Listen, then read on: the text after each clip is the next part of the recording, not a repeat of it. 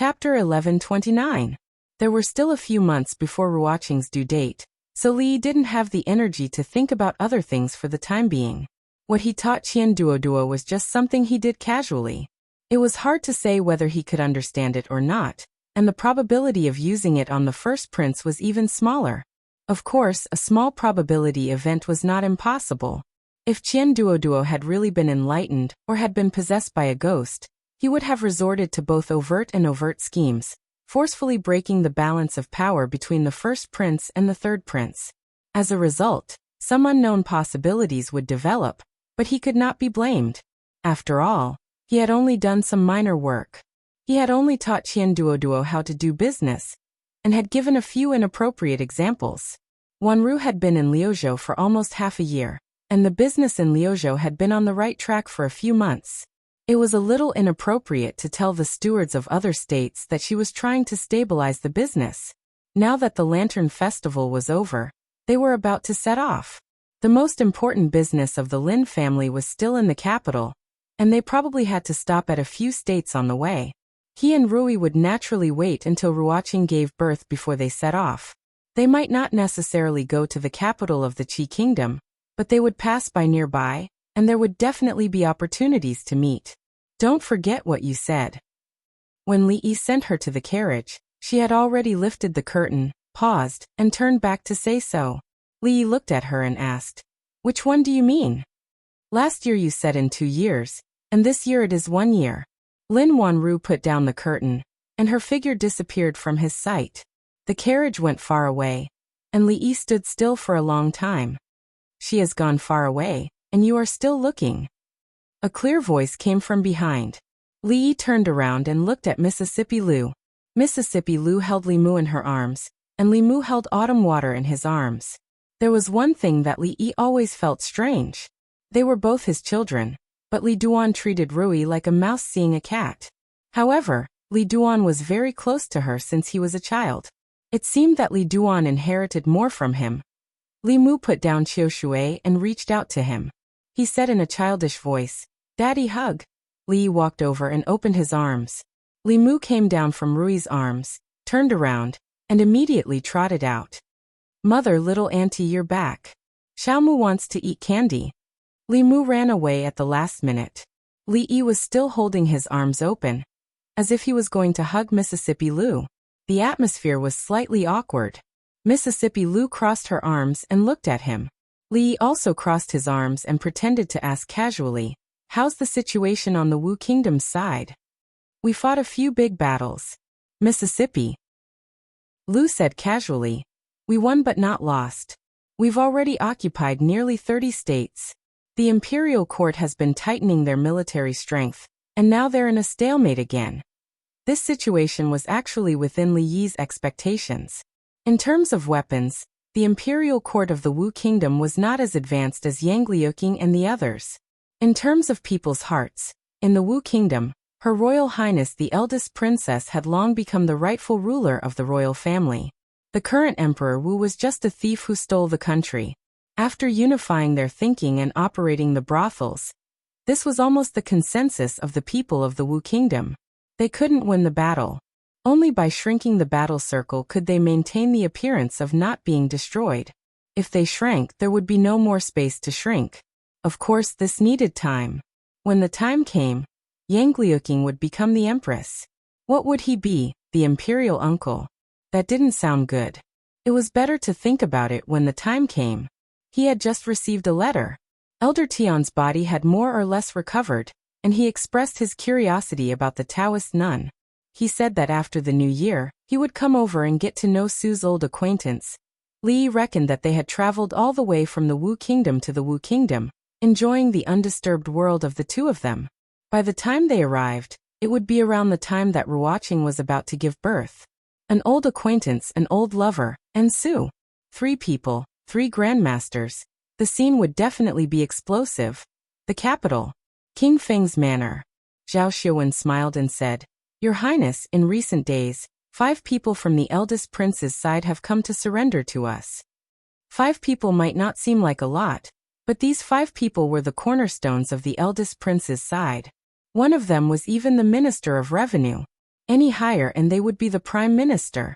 This was no longer as simple as chopping off one of the eldest prince's arms. They had chopped off his limbs. Most importantly, they had made such great progress, and they had not suffered any losses. In the past, this was almost impossible. He knows the eldest prince so well, and his way of doing things is different from the god of wealth. Zhao Xiaowen shook his head and said, "Could it be that this young master of the Qian family has suddenly been enlightened? Or is it as the god of wealth said, that he has been possessed by a demon?" Zhao Yi smiled and said nothing. Zhao Xiaowen looked at him and thought for a while. Suddenly he asked, "Your Highness, do you know something? I have never believed in supernatural things. The god of wealth has 9 orifices in his heart. He is a smart person among smart people. Naturally, he would not believe in such things." He smiled and said, "As for the theory of sudden enlightenment, it might be possible, but I'm afraid it is unlikely to happen to the young master of the Qian family." "Your Highness, you mean?" Zhao Yi said. "The young master of the god of wealth went to Liuzhou a few days ago." "What about Liuzhou?" Zhao Yi said, "He's in Liuzhou." Zhao Xiaowen thought for a while, looked at him and said, "Him?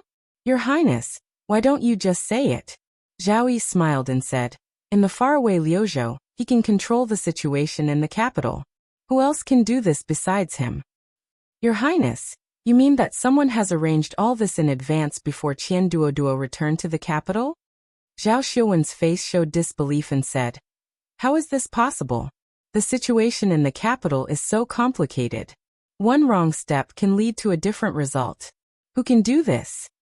Come with me to the Qian family, and you will know who it is." Zhao Yi looked out of the window and said, "Since he has done this, it is not just this step. It is also time to go to the Qian family." In the Qian family, the god of wealth came out of the door and hurriedly said, "Your Highness, why didn't you send someone to inform me in advance that you are coming? I could have arranged it." Zhao Yi waved his hand and said, "There is no need to be so polite between us." After walking into the hall, they sat down according to the host and guest. Zhao Xiaowen looked at the god of wealth and said, "Where is young Master Qian now?" The god of wealth looked at him and said, "He is repenting in the Qian family's ancestral hall. Why is Xiaowen looking for him?" Zhao Xiaowen shook his head and said, "It is not me who is looking for young Master Qian. It is His Highness who is looking for him." The god of wealth looked at the third prince. After getting confirmation from his eyes, he said to the servants around him, "Go and bring the young master here." Not long after, a listless Qian Duoduo walked in. He looked up, cupped his hands and bowed. "Greetings, Your Highness King Feng and Lord Zhao." "Sit." Zhao Yi looked at him and said, "I have come here this time to ask you something." The god of wealth looked at him and said, "You must answer His Highness's questions truthfully." Qian Duoduo nodded. Zhao Yi looked at him and asked, "A few days ago, who taught you the tactic of sowing discord?" Qian Duoduo looked up at him and said blankly, "What tactic of sowing discord?" Zhao Xiaowen reminded him, "The tactic you used to deal with the Minister of Revenue." "I don't know about the tactic of sowing discord, and I don't know the Minister of Revenue." Qian Duoduo waved his hand and said, "It was all done by the dirty thing on me. I don't know anything." The god of wealth coughed dryly and looked at him. "His Highness is one of us. You don't have to hide it. What are you hiding?" "I don't even know what you are talking about." A trace of doubt appeared on Qian Duoduo's face at first, but it suddenly turned into fear. He stood up abruptly and ran around the hall shouting, "Don't come over, don't come over, don't bother me anymore. I have black dog blood, I have black donkey hooves, evil spirit retreat, evil spirit retreat." Chapter 1130. Evil Spirit Retreat. Evil Spirit, Retreat. Qian Duoduo was talking nonsense in the hall, waving his hands and feet as if he had gone crazy. The muscles on Qian Fortune God's face twitched, and he said angrily, "Don't be rude in front of His Highness. Ba, boundless God, Taishang Lao Jun is as urgent as the law. Hum hum hum hum hum." Qian Duoduo spoke eloquently and returned to his seat, looking a little tired. After a fierce battle with the evil spirit and winning, he was indeed tired. The third prince looked at him, but he didn't ask any more questions. Yang Yanzhou scanned the surroundings and continued. Even though we have managed to win over many officials and greatly weaken the first prince's power, the crown prince is still the crown prince. This little bit of improvement is still not enough. We still need to do more. Qian Fortune God sipped his tea and said, as far as I know, there is still a strong force lurking around the crown prince. They haven't made any moves yet, so we have to be on guard. Zhao Yi put down his teacup and said slowly, the holy religion. All the people present were people who stirred up trouble in the Qi kingdom, so they naturally knew what the holy religion was. It was a huge force hidden among the people of the Qi kingdom, so it was frightening. They were led by the so-called empress, and distributed in all the provinces and mansions of the Qi kingdom. They even infiltrated the government offices and the imperial court. They were a force that the officials of the imperial court, and even the emperor were extremely wary of. The imperial court and His Majesty wanted to get rid of them as soon as possible, but this force was too strong and mysterious. Usually they just lay dormant and didn't cause much turmoil. They had tried to eliminate them several times, but they all failed. Now this force was colluding with the first prince, so they had to be even more careful. Why not report this to His Majesty? Someone said aloud. His Majesty can't tolerate the first prince colluding with the holy religion. This is enough to make him lose the title of crown prince. We can't.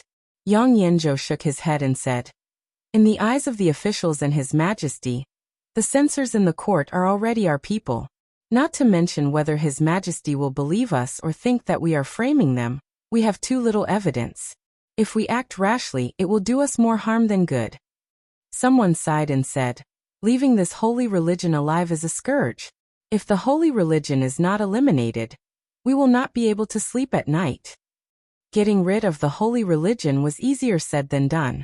If the holy religion could be so easily eradicated, the imperial court would have banned them from appearing in the Qi kingdom a long time ago. He couldn't get rid of it, but he couldn't indulge it either. Things fell into a stalemate again. Money God of Fortune looked back at Qian Duoduo and asked, Duoduo, what do you think about this? Qian Duoduo was holding a teacup and sipping tea. He looked at the Money God of Fortune and said, I don't have any thoughts. Dad, is your tea cold? If it's cold, I'll add some more for you. Money God of Fortune looked at him and said, I won't ask Taoist priests and monks to treat you in the future. You should talk nicely. What thoughts can I have? Qian Duoduo put down the teacup and said, if you want to get rid of the holy religion, just send troops to fight it. What can I do? Someone frowned and said, the holy religion usually lurks deeply and doesn't rebel. How can we fight it and where? It's a waste of money, manpower, and material resources. If there is no result, won't the imperial court and His Majesty blame us? Qian Duoduo adjusted to a comfortable posture and said lazily, then I have no other way. If the holy religion doesn't rebel, can you force them to rebel? The official was so angry that his face turned red. You. Wait. Money God of Fortune waved his hand. After thinking for a moment, he looked at Zhao Yi and said, Your Highness, this is also a way. However, Yang Yanzhou shook his head and said, although this method is good, it is also flawed. The matter of the holy religion is very important. Many people have been fooled by them. Only the great prince and the third prince can appease the people. The great prince is now in charge of the country and has great power. If he orders the third prince to eliminate the rebels, won't we return with nothing? Zhao Xiaowen nodded and said, in this way, we will dig our own grave. This plan can't work. The others present were confused and had no idea what these people were talking about. They could only silently bow their heads and drink tea to cover up the embarrassment on their faces. Money God of Fortune looked at Qian Duoduo again. Before he could speak, Qian Duoduo slowly stood up and said, Dad, I'm sick, very sick. I won't get better in 10 days or half a month. I don't know anything and I don't have any thoughts. You guys talk. I'll go back to sleep. After saying that, he walked out leisurely. Money God of Fortune was startled, then waved his hand and said, Go. He looked at the third prince and asked, Your Highness, what do you think of this plan? Zhao Yi nodded slightly. Zhao Xiaowen laughed and said, Very good. Yang Yanzhou stood up and said with a smile, "A stroke of genius, a stroke of genius." The rest of the people were speechless. What did they just say? What were they talking about now? Why couldn't they understand a word? The capital was already chaotic enough because of the battle for the throne between the great prince and the third prince. An urgent report that entered the capital today threw a huge stone into the already turbulent lake, setting off huge waves. The holy religion in Huizhou had rebelled. One day ago, dozens of holy religion rebels broke into the county government and robbed all the money and food. Although there were no casualties in the county government, Huizhou was part of the Jiangyi region. It was the first time in decades that someone dared to rebel in the Jiangyi region. Although this was a small matter, the impact was too serious. The court was in chaos because of this. Even the emperor, who had been ill for a long time, was alarmed by this matter. He personally came to the court and ordered the great prince to personally supervise this matter and not make any mistakes. The Saint Church was different from the other rebels. They were a strict organization and had a lot of influence among the people. If the imperial court were to send troops to wipe them out, there must be a prince with a suitable status to hold the fort. In the current capital, only the great prince and the third prince met this requirement. But the third prince had fallen ill 5 days ago and was bedridden. This burden could only fall on the great prince's shoulders. Prince Heng's mansion. Zhao Zheng was shouting at the young man surnamed Fang. Tell me, what are your people doing? Attacking the government office. Are you rebelling? Are you rebelling? Zhao Zheng's face was red and he said angrily, "Do you know how much trouble this matter has brought to I? This is impossible." Fang Yu's face was gloomy. He said, "Without Her Majesty's order, the followers of the holy religion would not make decisions on their own. This must be a trap." A trap? Zhao Zheng looked at him and became even more angry. "Besides you, who else has such great power? If it's not you, is it Zhao Yi? The Huiyuan County Magistrate is one of us." Fang Yu looked up at him and said expressionlessly, "We want to attack the Huiyuan County Magistrate. There is no need to do this." Zhao Zheng's face was gloomy. He looked at him and said in surprise, "You mean Zhao Yi framed you for this in order to wipe out the holy religion?" Fang Yu looked at him and said lightly, "Don't you already know why he did this, Your Highness?" Zhao Zheng sat back down, his face even more gloomy. The holy religion was his powerful backing. These days he had lost too much in the battle with Zhao Yi. He still hoped that the holy religion could help him turn the tables, so how could he eliminate them? But Imperial Father had given him a death order, so he couldn't ignore it. If he didn't achieve anything, what would Imperial Father and the court officials think of him? Zhao Yi would probably laugh like crazy in his heart. He thought for a moment and suddenly sneered. "Zhao Yi, you should take care of what you did. I sent you to Huizhou to wipe out the bandits. Do you dare to defy the decree?" Behind him, an old man stepped forward and reminded him in a low voice, "Your Highness, have you forgotten that King Feng fell ill 5 days ago and can't get out of bed? The imperial physician said that he needs to rest for at least a month." "What did you say?" A moment later, the hall was filled with shouts and curses, as well as the sound of tables and chairs colliding. Chapter 1131. At Prince Heng's residence, Zhao Zheng had vented his anger for a while before he gradually calmed down. He had to remain calm. This was a crucial moment, and not the time to be impulsive. He had already lost too much to Zhao Yi. Once he left the capital, Zhao Yi would be in charge, and he would have nothing to do with the court. They had poached the Minister of Revenue and other officials from him in a short period of time. It was equivalent to cutting off his limbs and controlling most of the court. Now they wanted to use this method to make him leave the capital. How could he fall for such a sinister trick? How could he dare to fall for it? If he stepped out of this place, he would not be able to come back. Zhao Zheng lifted a chair and sat on it. He said in a deep voice, "I cannot leave." Fang Yu stood in the hall and looked at Zhao Zheng. He thought for a moment and said, "Prince Heng is right. You cannot leave the capital." Zhao Zheng said slowly, "But I have to answer to Father and the court officials. Leave this matter to us." Fang Yu thought for a moment, and a trace of determination appeared on his face.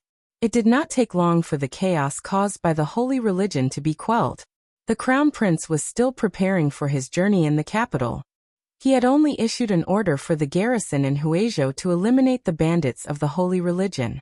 Unexpectedly, the holy religion was much easier to deal with than they had imagined.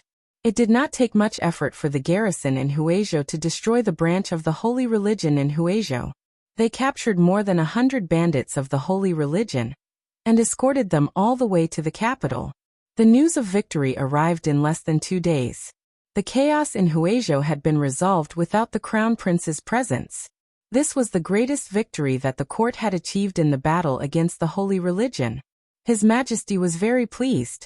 He rewarded the crown prince and delegated more power to him. For a time, the crown prince and the third prince reached a delicate balance in the court. King Feng's residence. Zhao Xiuwen let out a long sigh and said, "I didn't expect the holy religion to be so decisive." They didn't hesitate to sacrifice a branch of the holy religion to help the crown prince stabilize the situation. All our previous efforts have been in vain. At the very least, the strength of the holy religion has been weakened. I don't believe that they would destroy their own foundation for the sake of the crown prince. Yes, I want to see how many arms they can break. Other than Huizhou, there are still more than a dozen prefectures in the capital region. They like to kill each other, so let them take their time. Fortune god Qian was deep in thought. He did not say anything from the beginning until the end. After an hour he left King Feng's mansion. In the Qian mansion, Qian Duoduo was sitting in the room and counting the banknotes in boredom. The god of fortune Qian pushed the door open and entered. Qian Duoduo looked up and put away the banknotes. Money god of fortune walked to his side and asked, "What else did he say to you?" Qian Duoduo was stunned and asked, "Who?" "The person you met in Liuzhou." "Who?" Money god of fortune Qian looked at him and said, "A few days ago, my father met a few senior monks. I heard that the Dharma is profound. Be careful of the Taoist nuns."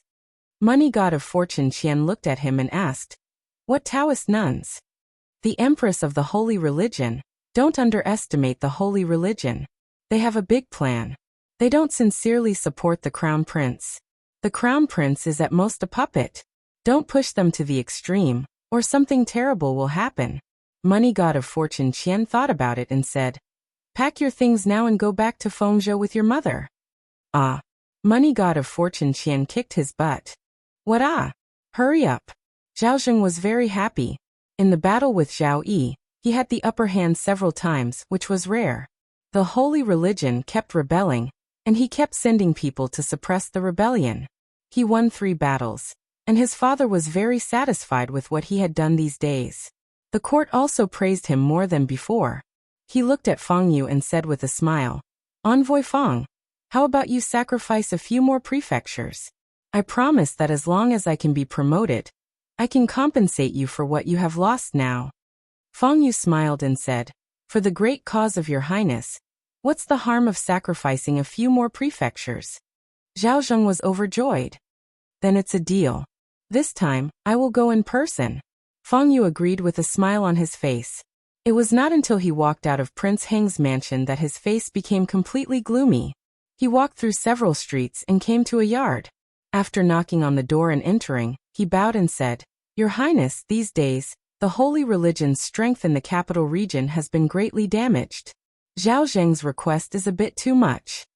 A voice came from the darkness. "It's not time for the emperor of the Qi kingdom to die yet." Feng Yu thought for a moment and said in a low voice, "But Your Highness, it wasn't easy for us to infiltrate the officials. After being framed and instigated by the third prince, Zhao Zheng no longer trusts them. If the holy religion's strength continues to weaken, even if Zhao Zheng becomes the emperor, it will do us more harm than good." Feng Yu's face was gloomy. He said, "We must let him know that without the holy religion he is nothing." The other side was silent for a long time before a voice came again. "Then let the third prince benefit first." Feng Yu looked up. "Your Highness, what do you mean?" "That person should also die." The Qi kingdom was different from other countries. Just because the crown prince was the crown prince didn't mean that he would really sit on the throne. Everything depended on the emperor's final edict. His Majesty's attitude toward the Crown Prince was vague. His attitude toward the third prince was also vague. This caused the court to be divided into three factions: the Crown Prince's faction, the third prince's faction, and the soy sauce faction. During this time, the Crown Prince, who had been gloomy for a long time, began to shine. His performance in eliminating the rebels of the holy religion was remarkable. He even showed signs of returning to the court. This time, in order to boost morale and dampen the arrogance of the holy religion, the Crown Prince had personally gone to the capital region to eliminate the rebels of the holy religion. When he returned, his reputation in the capital would definitely rise to a higher level. Of course, the premise was that there were no unexpected situations. For example, the Crown Prince died while eliminating the rebels.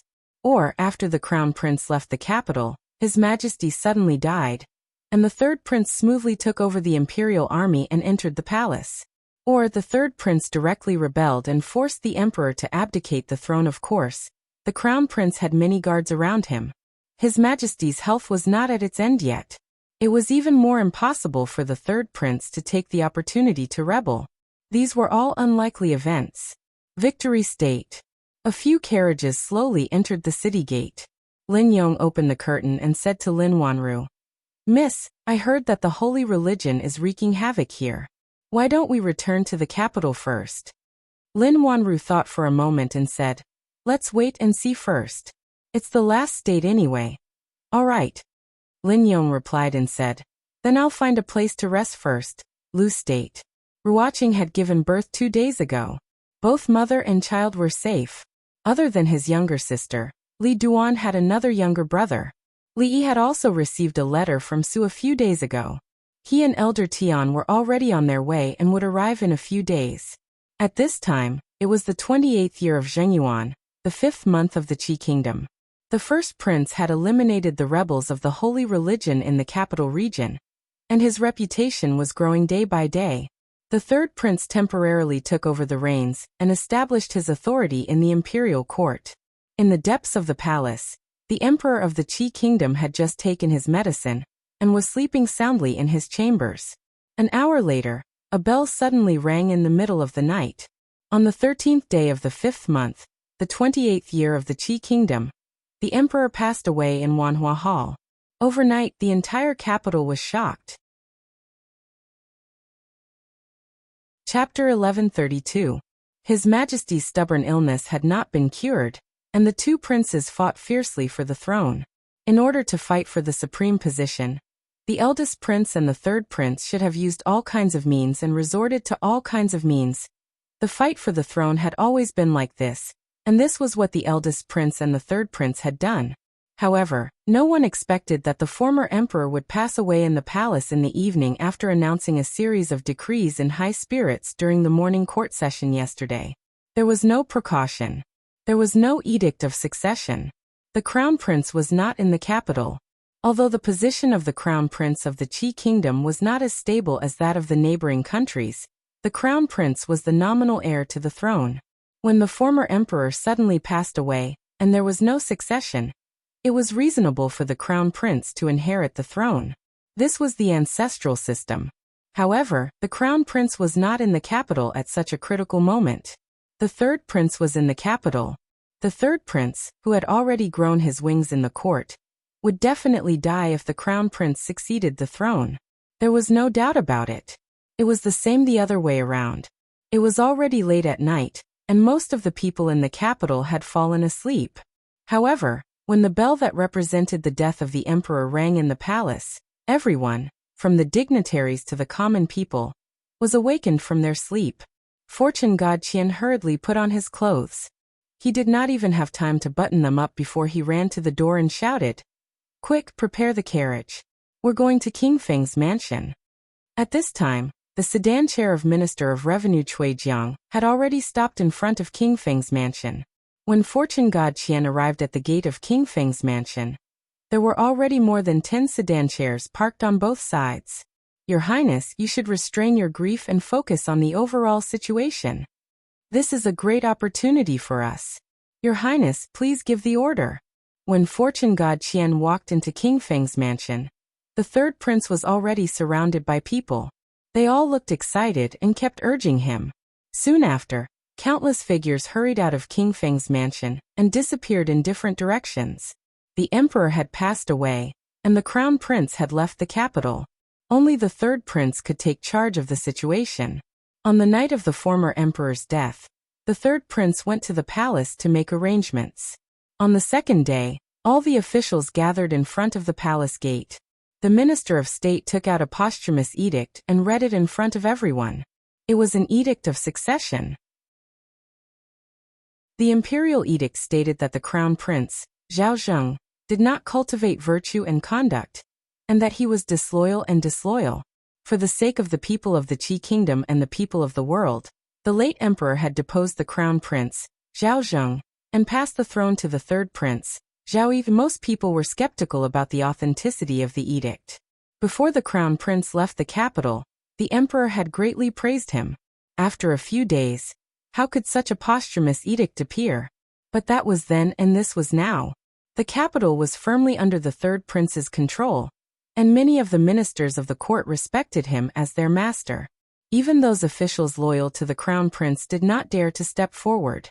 The crown prince had left the capital at this crucial moment, and the third prince had taken advantage of this opening to enter.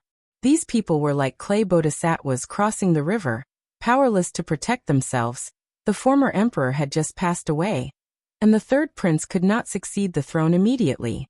But with the edict of succession, he had obtained the military seal, which was enough to command the 50,000 imperial guards in the capital. Moreover, there were too many ministers loyal to him in the court. In a short night, he had gained control of the entire capital. The capital, which had been treacherous for several years, seemed to have ended all the chaos in the blink of an eye, and the dust had settled.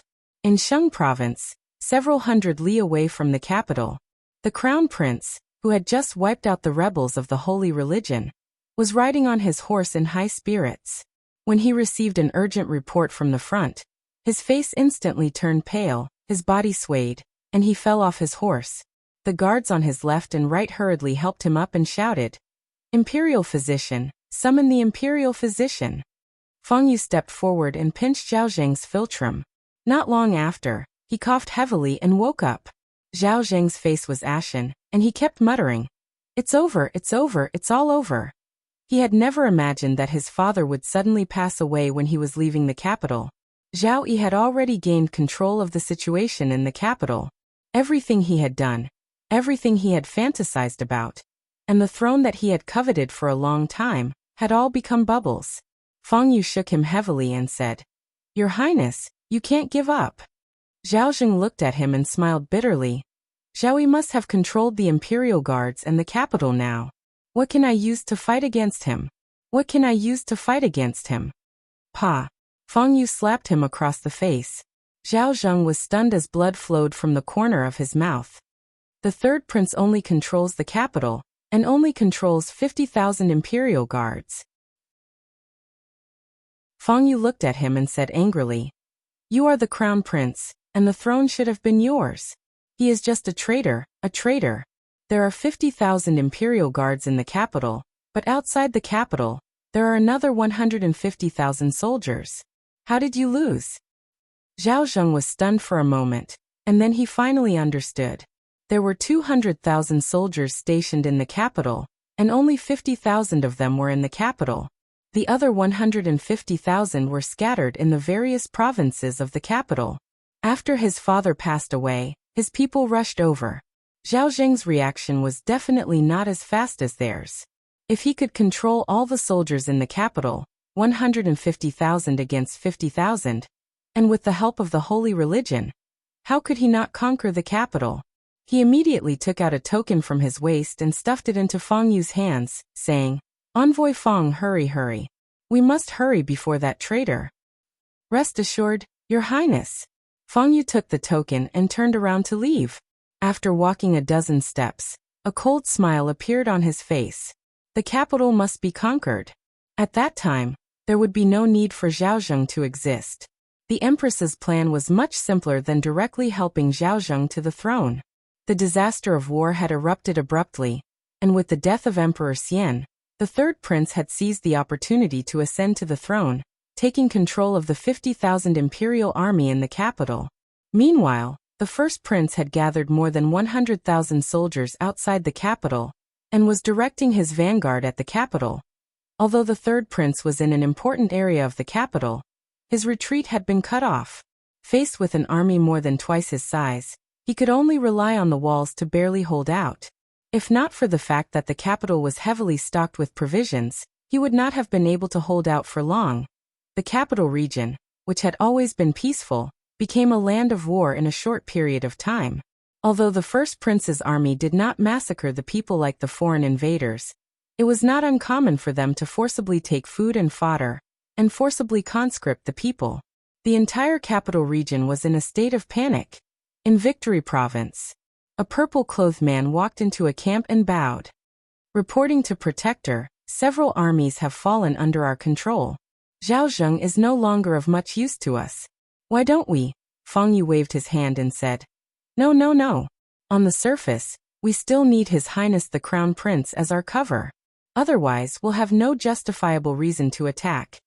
Even though the holy religion had been operating in the Qi Kingdom for more than 20 years, and had reached its peak after Zhaozheng had delegated power to it, without Zhaozheng, they were just like the third prince, rebels. With Zhaozheng, they were the masters of justice. As for whether the crown prince would die of an illness after conquering the capital, fall to his death on a horse, choke to death while eating, only the heavens could predict this. Feng Yu looked outside the tent and sighed. He muttered, "If there's a divine punishment, how hard can it be to conquer a city?" The capital. All the city gates in the north, south, east, and west had been closed. The drawbridge by the moat had been raised, and the entire capital was on high alert. King Feng Zhaoyi had taken over the capital, but he had not moved into the imperial palace. In King Feng's residence, the officials and strategists looked gloomy. No one had expected the first prince to move so quickly. In such a short time, he had gained control of most of the military forces in the capital region and surrounded the capital. Although they had more than twice the number of soldiers, they still could not conquer the capital. However, the capital was isolated and without reinforcements. If they continued to waste time like this, the city would be exhausted one day if reinforcements did not arrive. Now that he thought about it, the crown prince had left the capital, His Majesty had passed away, and the crown prince had led troops to surround the city. It was as if there was a pair of invisible hands messing around with the whole thing. When Li Yi received the news, he was also stunned for a long time before he recovered. The emperor of the Qi Kingdom had passed away. Zhao Yi had taken control of the capital, but he was surrounded. It could be said that the first prince had benefited from the disaster. He had only temporarily lost the throne. When Zhao Yi was exhausted, he would return to the throne sooner or later. Of course, this was what others had predicted. Li Yi had a rough idea of what Taoist Nun wanted. They wanted the entire Qi Kingdom. Zhao Zheng and Zhao Yi were their pawns. They might not be smart, but their influence was too great. A grandmaster had abandoned martial arts and started a cult for more than 20 years. No one knew to what extent they had infiltrated the Qi Kingdom. If that was the case, perhaps Zhao Yi had forced them into a corner, and that was why they had pushed the Qi Kingdom into chaos. Why did Zhao Yi have to force the other party to such an extent? She was committing a sin. Chapter 1133. Li Yi thought for a long time about how Zhao Yi had forced Zhaozheng into a dead end, causing Taoist Nun to turn hostile and gather 150,000 soldiers to besiege the capital. Since she could not conquer the capital, she planned to exhaust him to death. He had to take the blame for this. After all, he was a man who valued his reputation and would never shirk his responsibilities. He was the one who taught Qian Duoduo the stratagem of sowing discord and borrowing a knife. These stratagems had been tested countless times in history. If one didn't work, he would change to another. There was bound to be a trick that worked for Zhaozheng, and things went smoother than he had imagined. Zhaozheng did not refuse any of these tricks and took them all. As a result, his subordinates all ran away with Zhao Yi. The holy religion did not provoke anyone, but it also suffered an unexpected disaster.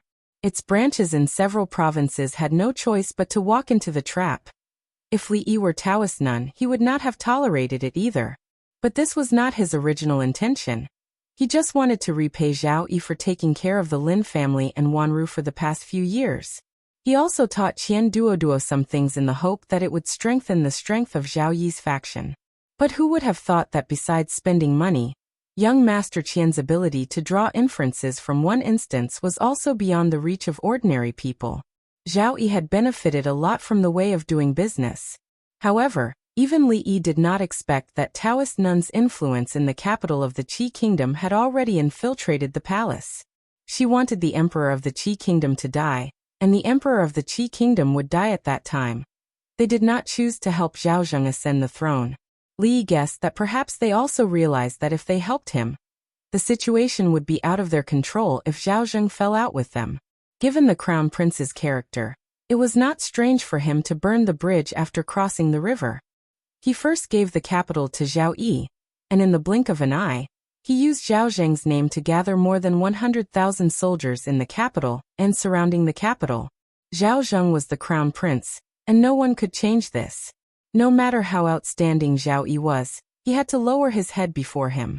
The crown prince was not in the capital, and the third prince issued a fake imperial edict to send troops under the pretext of restoring order. Even the people of the Qi kingdom and the court could not refute it. Li Yi had always thought that Taoist nuns' IQ and EQ were only average, although she was skilled in martial arts, but he had to admit that her play was too beautiful. They were probably already in control of the more than 100,000 soldiers outside the capital. Once the capital was truly breached, Zhao Zheng's usefulness would end there. Li Yi felt a little guilty. Zhao Yi had helped him so much, and when he finally wanted to repay him, something like this had happened. This debt of gratitude was too unfair. He was not worried about Zhao Yi. They were not in dire straits even if they were surrounded by twice the number of soldiers. Since he had already received the news, the various prefectures of the Qi kingdom must have responded as well. Zhao Yi's reputation among the people was not for show. The provincial governor and governor of Liuzhou had already united the surrounding prefectures, and were preparing to gather troops and head for the capital. He was worried about Lin Wanru. Her destination this time was the capital. When she sent the letter half a month ago, she had already arrived in the capital region. He did not know if she had reached the capital and what the situation there was now. She was accompanied by guards and several experts, enough to deal with most emergencies. But now that the Qi kingdom was in chaos, Li still felt a little worried. With this thought in mind, he suddenly moved a few feet to the side, dodging a withered palm. An old voice came from behind him. "I haven't seen you for a year, and everyone in your family is a monster, a monster."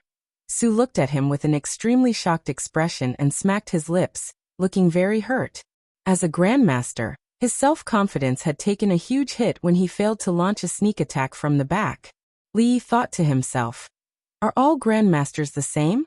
Do they all like to sneak attack from behind?" Fortunately, he had not stopped practicing during this period of time. The tortoise breathing skill had been running day and night. Although he still could not defeat Mississippi Lu, Baisu could still suppress her with one hand. At this time, Baisu could almost sweep the heaven list. Although he was still not a match for Mississippi Lu, he had vaguely touched a certain realm. It was even up to luck to see who would break through first.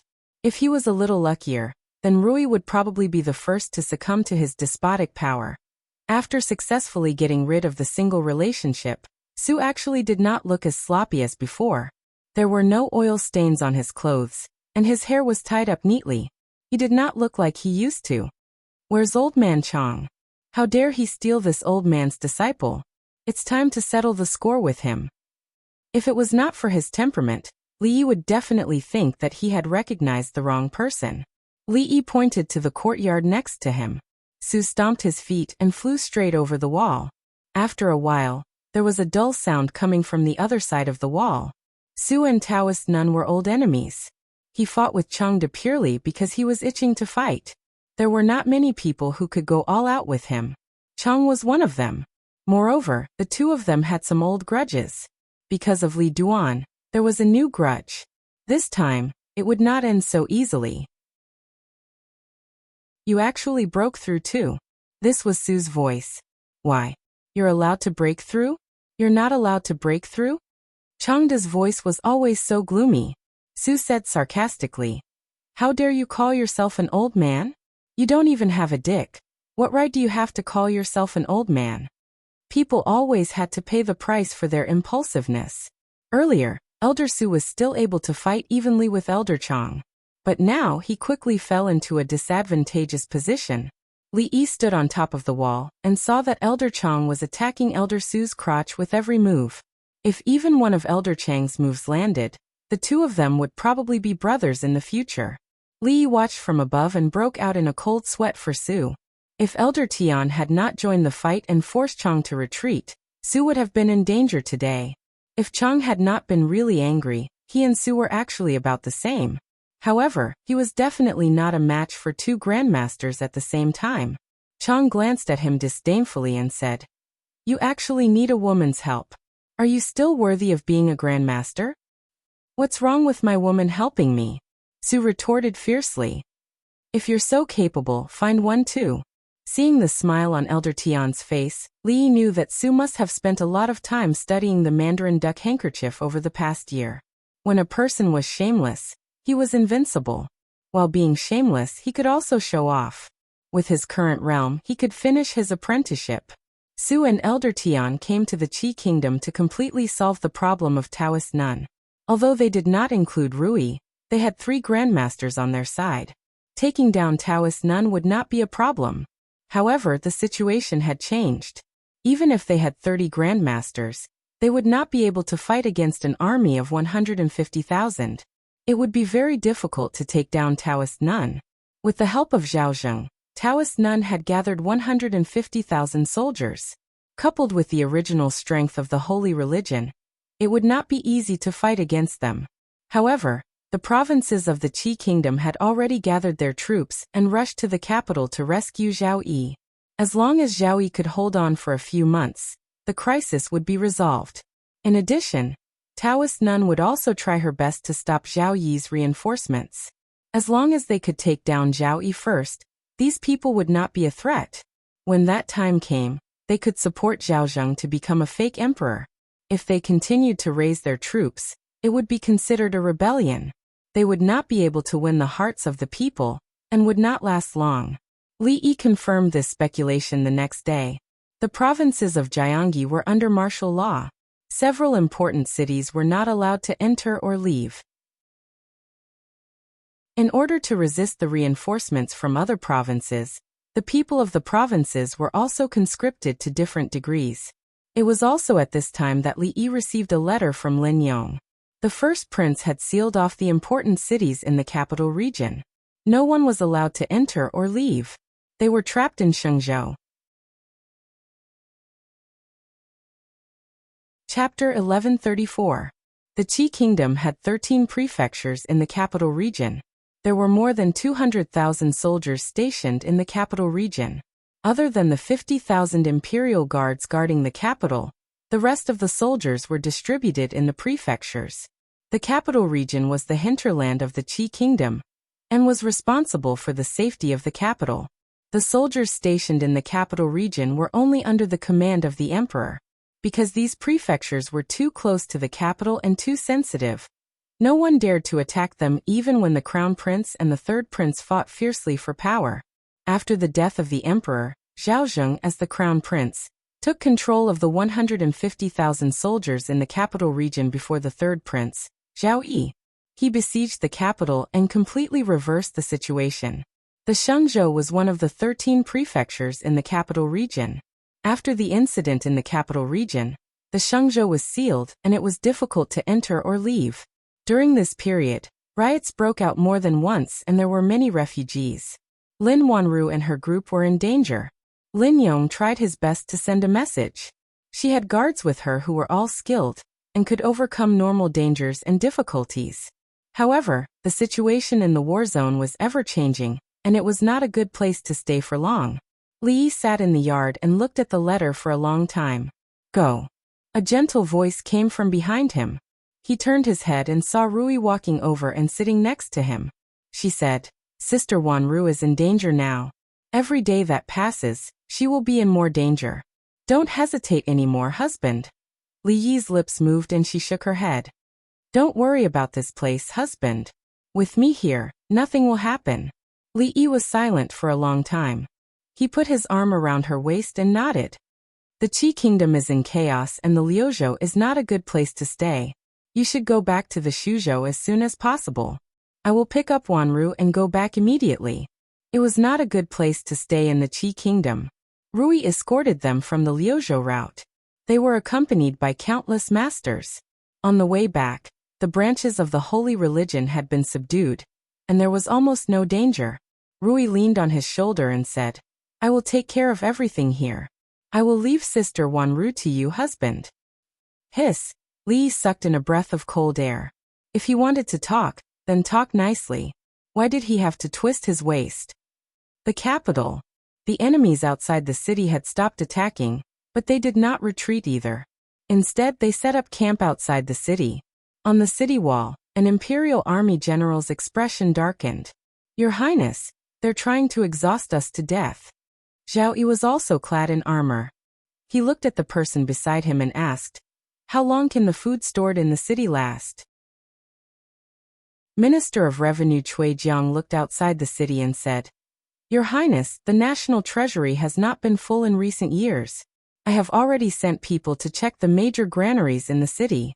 If we save some, it will be enough to feed the entire city for half a year. If an ordinary city was besieged, the food in the city would be exhausted after a few months. The capital was far wealthier than ordinary cities, but the capital was densely populated, so food was naturally consumed much faster. Half a year.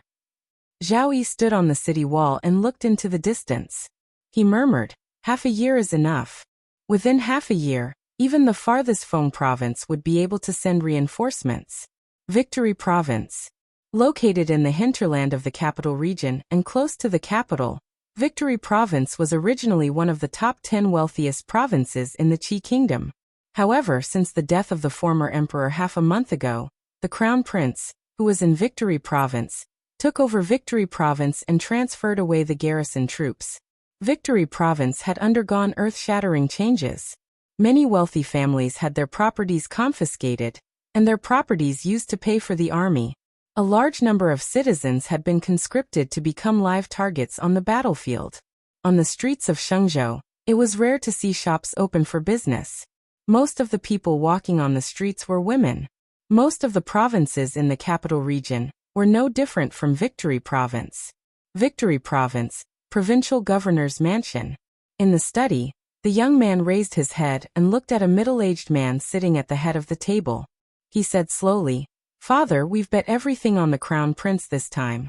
If the Crown Prince fails, times have changed. The middle-aged man looked at him and said, When the Crown Prince's troops came to Victory Province, if we didn't agree to his request, would we still be alive?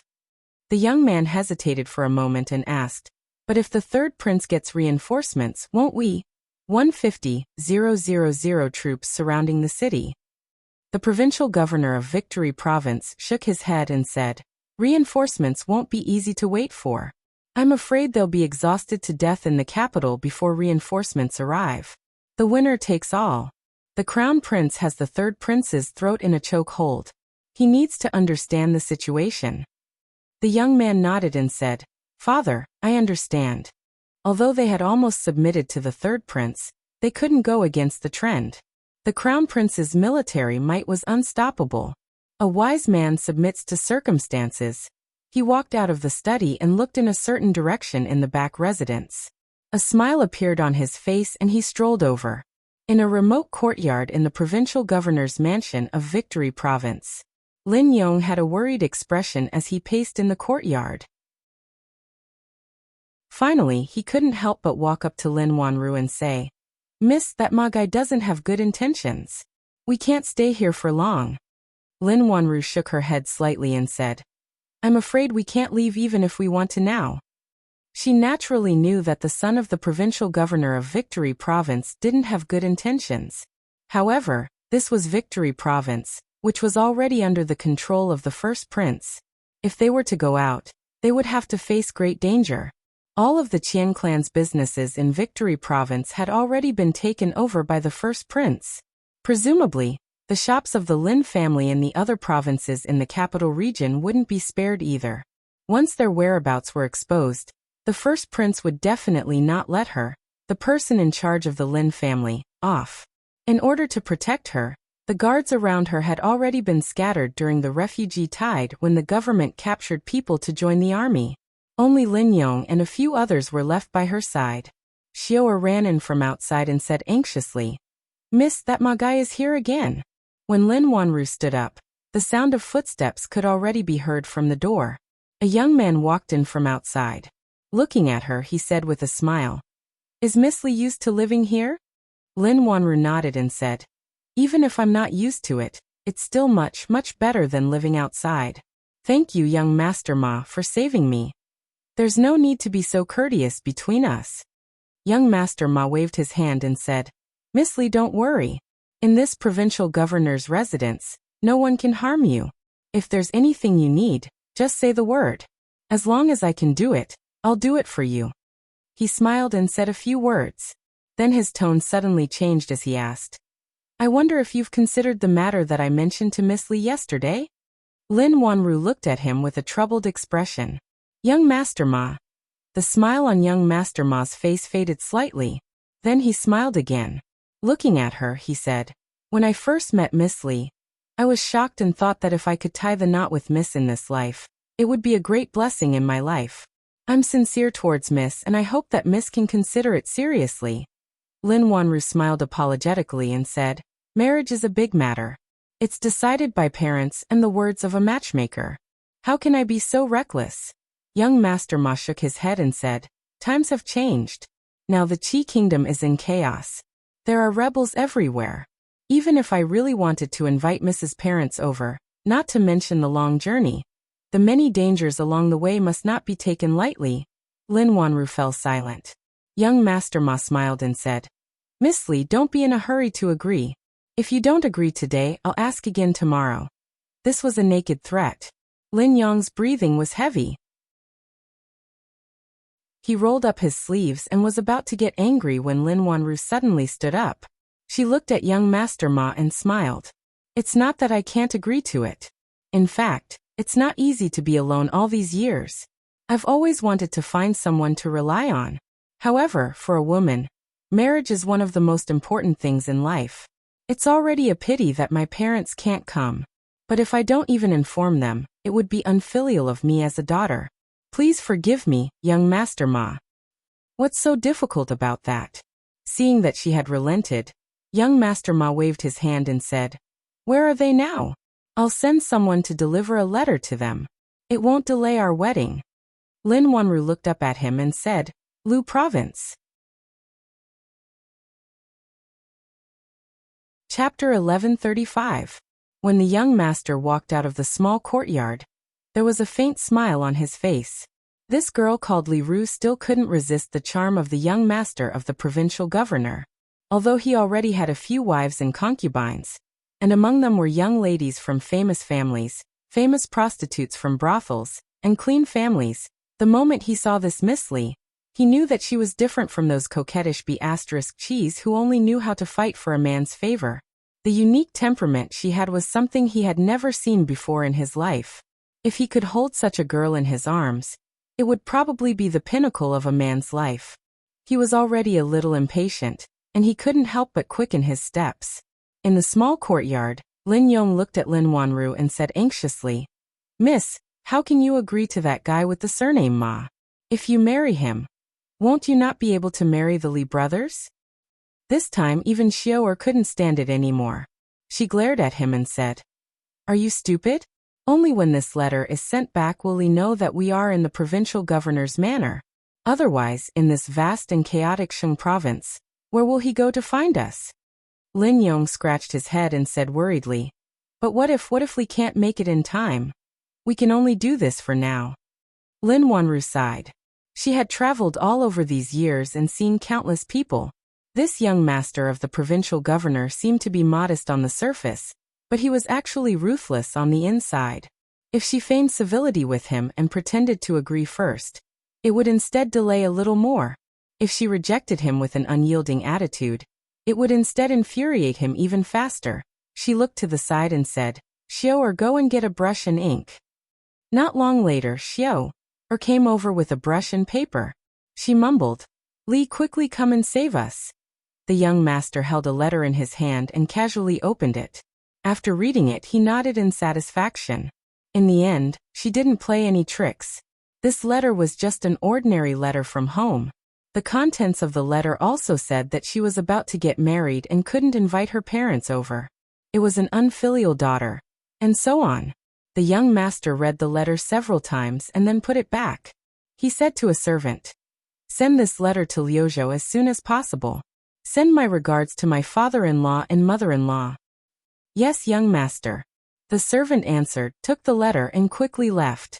The young man walked to the side and impatiently asked an old man, "It's been so long. Are you done with your divination?" "It's done, it's done." The old man closed the thick book in his hand and hurriedly said, "Young master, I've already matched your and Miss Li's birthdays. The nearest auspicious day is 3 months later." 3 months? Hearing this, the young master frowned and said, 3 months is too long. Is there anyone closer? 1 month at most. I can't wait any longer. 1 month. The old man hesitated for a moment and said, 1 month, yes, but what? But it's not as auspicious as 3 months later. The young master waved his hand and said, "Forget it. 1 month at most. Do as you see fit. If you do well, you'll be rewarded. If not," he coldly looked at the old man. The old man hurriedly said, "There will be a good auspicious day in 28 days. Don't worry, young master. I'll arrange it properly for you." In the small courtyard, Xiao counted with her fingers. 28 days. It'll take about half a month to get to Liuzhou from here. If it's urgent, it must be urgent. In a house somewhere in Liuzhou. The two masters had been gone for several days. No one supervised his practice. Everyone was packing up. Li Duan walked back and forth in the yard, looking a little bored. Even Li Mu was packing up his small bag. Li Duan had nothing to pack. After practicing for a while, he became even more bored. He looked in a certain direction, hesitated for a moment, and then walked over. His aunt hadn't spanked him for a long time. Li Duan was a little less afraid of her. He walked over, looked up and asked in a low voice, "Aunt, we're going back soon. Where are Dad and Master?" Ruri looked at him and said, "They went to pick up Aunt Wanru." Li Duan asked Fong several times when he would call Aunt Lin mother. But Uncle Fong always said it was not the right time. Now they were going back. Dad should be picking up Aunt Wanru and going back together. He felt the time was right. Fong and his father left together. Li Duan had no one to ask, so he looked up at Mississippi Lu and asked, "Aunt, now that Aunt Wanru is back, will I call her mother?" Mississippi Lu raised her eyebrows, looked down at him, and asked, "Who told you?" "That's what Uncle Fong said." Li Duan thought for a moment and said, "Uncle Fong used to say it was not the right time to call Aunt Wanru. Is it the right time now?" "I don't know." Mississippi Lu shook her head. Even she didn't hear the annoyance in her voice. Li Duan said, "Oh. Even his aunt didn't know. But even if his aunt didn't know Aunt Wanru, she should know herself, right?" So he raised his head and asked again, "Then when is the right time for me to call her mother? Why don't I call her mother instead?" He thought for a moment and added, "If I call you mother, will you still spank me? My mother, second mother, and third mother don't spank me." When Li Duan realized that the atmosphere was not right, he turned around and ran outside. Every time he felt the temperature around his aunt start to turn cold, it meant that his butt was going to be in trouble. However, just like before, he still didn't run away. But there was something different this time. This time, when the slap landed on his butt, it didn't hurt, unlike when he was naughty and crying. Mississippi Lu looked at him and asked with a frown, "Who taught you these words?" "No one taught me." Since his butt didn't hurt, Li Duan had the courage to say what was on his mind. He pulled up his pants and said, "I just want Aunt to become mother too, so that our family can be together forever." Li Duan patted his butt and left. Although the doubts in his heart hadn't been solved, he found a shortcut that wouldn't involve him being spanked. Bai Su walked in from outside and patted his head. Then he walked to the side of the second young lady Lu and handed her a letter. he said. Alliance Master, there is a strange letter. Strange? Baisu nodded and said, the person who delivered the letter said that it was from a lady named Li Ru. But we don't have a lady named Li Ru here. There was an address on the back of the letter. Mississippi Lu took a look and found that the address was correct. Li Ru? She murmured and opened the letter. It was an ordinary letter from home. It said that this lady named Li Ru had met a man she liked in Shenzhou and was going to get married in a month. Now that the Qi kingdom was at war, she couldn't bring her parents with her, so she wrote this letter. She didn't know this lady named Li Ru, but she knew the handwriting of this letter. It couldn't be more familiar. The person who first taught her how to read was not Li Yi, but Lin Wanru. It started from the sentence, suddenly looking back, that person is in the dim light. The letter said that she was in Shenzhou and was going to marry the son of the provincial governor of Shenzhou. The date of this letter was only 5 days after the last one when they were trapped in Shenzhou. This was a letter asking for help.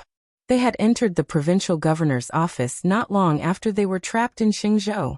But 4 days ago, Li Yi and Changda Su had already set off for Shenzhou. They still didn't know about this. They didn't know that Lin Wanru was in the provincial governor's office, and that she was going to be forced to marry the son of the provincial governor of Shenzhou in less than half a month. If they couldn't find her when they arrived in Shenzhou, a few more days of delay would cause irreversible consequences. Baisu's expression was a little anxious. He said, Chief, I'll go chase after them. I must tell him about this. Mississippi Lu put the letter away and picked up autumn water. She said, you go back to Shenzhou with them first. I'll go personally. Chapter 1136. The Qi Kingdom was once the most powerful country in this land. The country was prosperous and its people were at peace. The rivers were clear and the seas were calm. Its military prowess intimidated its neighbors. However, that was in the past. Several years ago, the Jing Kingdom rose at an unstoppable speed and left the surrounding countries far behind. The Qi Kingdom was prosperous and its people were at peace. The Qi Kingdom was at war. The glorious history of the Qi Kingdom became a thing of the past. Of course, that was only in comparison to the dazzling Jing Kingdom. In fact, other than being unable to catch up to the Jing Kingdom, the Qi Kingdom was still powerful. It was much more powerful than the Wu Kingdom and the Zhao Kingdom. However, even this had changed not long ago. The development of the entire matter could be said to be full of twists and turns. The emperor suddenly passed away. The crown prince happened to be away from the capital. The third prince took the opportunity to launch a coup and seize the capital. Then, the crown prince came back from the brink of death. In an extremely short period of time, he took control of all the military forces in the capital region. He was in a stalemate with the third prince for more than a month now. In order to conquer the capital as quickly as possible, the crown prince used almost all the resources and power in the capital region. He disregarded the consequences. In order to gather enough money, countless rich and powerful families had their properties confiscated. No one knew how many commoners were mobilized. At that time, there were countless refugees. In order to prevent the loss of population, many states in the capital region even sealed the city gates and forbade anyone from entering or leaving. Although this policy had been loosened, one still had to go through strict checks when entering or leaving the city. Hey, you guys, stop right there. When the guards saw someone come in, they immediately shouted and quickly walked over. In recent days, most of the people entering and leaving the city were refugees. It was rare to see such well-dressed people. Naturally, they had to be more careful. In this group of 6, 3 were white-haired elders. The other 3 were a burly man, a young man, and a young man. This was a rather strange combination. The guard took a look and quickly waved his hand, saying, let's go, let's go. Although these people did not look like refugees, they did not carry any weapons. They were also not the important people that the first prince had asked them to check. There was nothing to check. As long as the spies on the third prince's side were not released, they would not receive much punishment. Li Yi and the others walked into the city, planning to find a place to settle down. This was the capital of Shenzhou. It was where they were when he received Lin Wanru's last letter. The city of Shenzhou wasn't big. It couldn't be compared to the big cities in the future, but it was bigger than the counties in the future.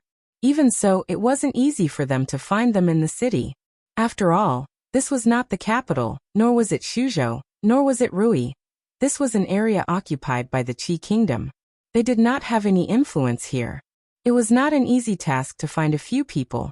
Su Zheng walked around the street, and when he came back he said, I found a few strongholds of the holy religion, but this place is very close to the capital, so it's not easy to get in touch with them, just in case. Li nodded and said, Don't act rashly for the time being.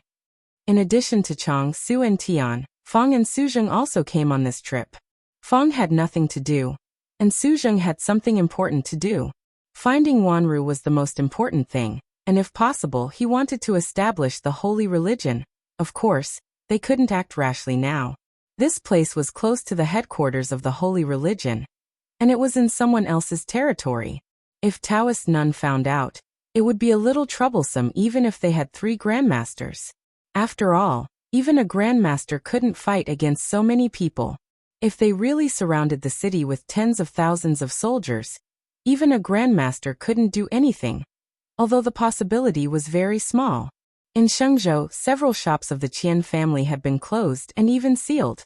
The Qian god of fortune was Zhao Yi's #1 henchman. If Zhao Zheng got the chance, he would naturally not let the Qian family go. The Lin family's business had not had time to expand to Shenzhou, but looking at the fate of the Qian family, even if the Lin family had a shop in Shenzhou, it would be difficult to find them. Almost all the clues were cut off. Li Yi also thought of putting up a notice, but this was Shenzhou, and the Lin family had long been labeled as King Feng. This would be too ostentatious, so he immediately ruled it out. If you can't find her, let her come out to find you. Do you really need to make it so difficult? Cheng's voice was always so gloomy. Fang said in surprise, We don't even know where Miss Lin is. How can we let her come out on her own? Changde looked at him and said, If we strip you naked and hang you on the city wall, everyone in Shenzhou will know. If Miss Lin sees you, she will know that we have arrived. Fang silently hid a little further away. This old man could not win in a fight, nor could he win in an argument. It was best to hide a little. He remembered that the son-in-law had said before that people who were physically handicapped would often be mentally handicapped. It seemed that it was true today. He turned to look at Li Yi and said, Son-in-law, I think it is better for us to take our time to think about it. The longer we delay, the better. Li Yi shook his head and said, I think there is some truth in what Chief Steward Chang said. Fang looked at him and moved to the side. What Chang said made sense. Naturally, it was not to strip Fang naked and hang him on the city wall. It was the most time-consuming and laborious way to find him, and the efficiency was the worst. Only by breaking the rules could it be effective. In this Shenzhou, the one with the greatest authority and the greatest influence naturally belonged to the provincial governor of Shenzhou. Once he became the provincial governor of Shenzhou, the remaining work would be easy to carry out. Fang stood on the street and stopped a passerby who was hurrying by. He asked, May I ask how to get to the provincial governor's manor? That person looked at him and asked, Are you also going to attend the wedding banquet of the young master of the provincial governor? Wedding banquet? Fang started and asked, What wedding banquet? A moment later, Fang walked back again and said, Son-in-law, the provincial governor's manor is holding some kind of wedding banquet tonight. It said that the young master of the family of the provincial governor of Shenzhou is going to marry some number of concubines. Should we go and join in the fun? Li thought for a moment. Today they were going to the provincial governor's manor of Shenzhou to cause trouble. Picking an auspicious day for the wedding of the son of the provincial governor to cause trouble. Wasn't this a little too much? This provincial governor is really not a good person. What time is it now? And he's still using the excuse of marrying a concubine to extort the wealth of the people. The commoners outside are very resentful. Fang had an indignant expression and said, It's said that the son of the provincial governor of Shenzhou has already married 7 concubines. Li suddenly felt that it wasn't too much. He thought for a moment and said, Let's do it tonight. Today was an auspicious day. The son of provincial governor Ma was going to marry his 8th concubine today. Of course, it was an auspicious day for the Ma residents, But it wasn't for the commoners of Shenzhou. Every time the son of the provincial governor married a concubine, they would have to pay a tax for this reason. In the past, it was still fine. It was a good year, and they could still endure such a tax every year. But not long ago, they had already been extorted by the crown prince. If they were extorted by provincial governor Ma again, they would be a little tight on money. However, in the current Shenzhou, the words of provincial governor Ma were like the imperial edict. Those who listened could still live, but those who didn't would only have a path to death. The commoners secretly complained about this, but on the surface, they didn't dare to say anything even though they were angry. At the city gate, a few soldiers guarding the city were leaning on the city wall. One of them looked at the sky and said, "Tonight is a big banquet at the provincial governor's manor. If we close the city gates earlier, we might be able to get a bowl of wine to drink." Extremely right, extremely right. It's not common to see a banquet at the provincial governor's manor. Although we can't sit at the table, we can still stand outside and drink a mouthful of wine. Why don't we close the city gates earlier? His words received the unanimous approval of the people around him. The young master of the provincial governor was marrying a concubine. Although the etiquette wasn't very complicated, and there was no need to bow to the heavens and the earth, the banquet wasn't shabby at all. Even if they passed by the entrance of the provincial governor's manor and said a few auspicious words, they would still be able to get some wine to drink. The few of them discussed for a while and decided to close the city gates earlier. However, when the city gates were closed halfway, they suddenly heard the hurried sounds of horse hooves in front of them. The few of them raised their heads and saw a huge horse charging over. The three of them were so scared that they lost their spirit and hurriedly dodged. That steed brushed past them and disappeared into the city. Only then did the few of them regain their senses. They cursed loudly. "Which idiot is it?" That person had already disappeared. The few of them cursed and closed the city gates again. At this moment in Shenzhou City, a white-robed female stopped a passerby and asked, "How do I get to the provincial governor's manor?"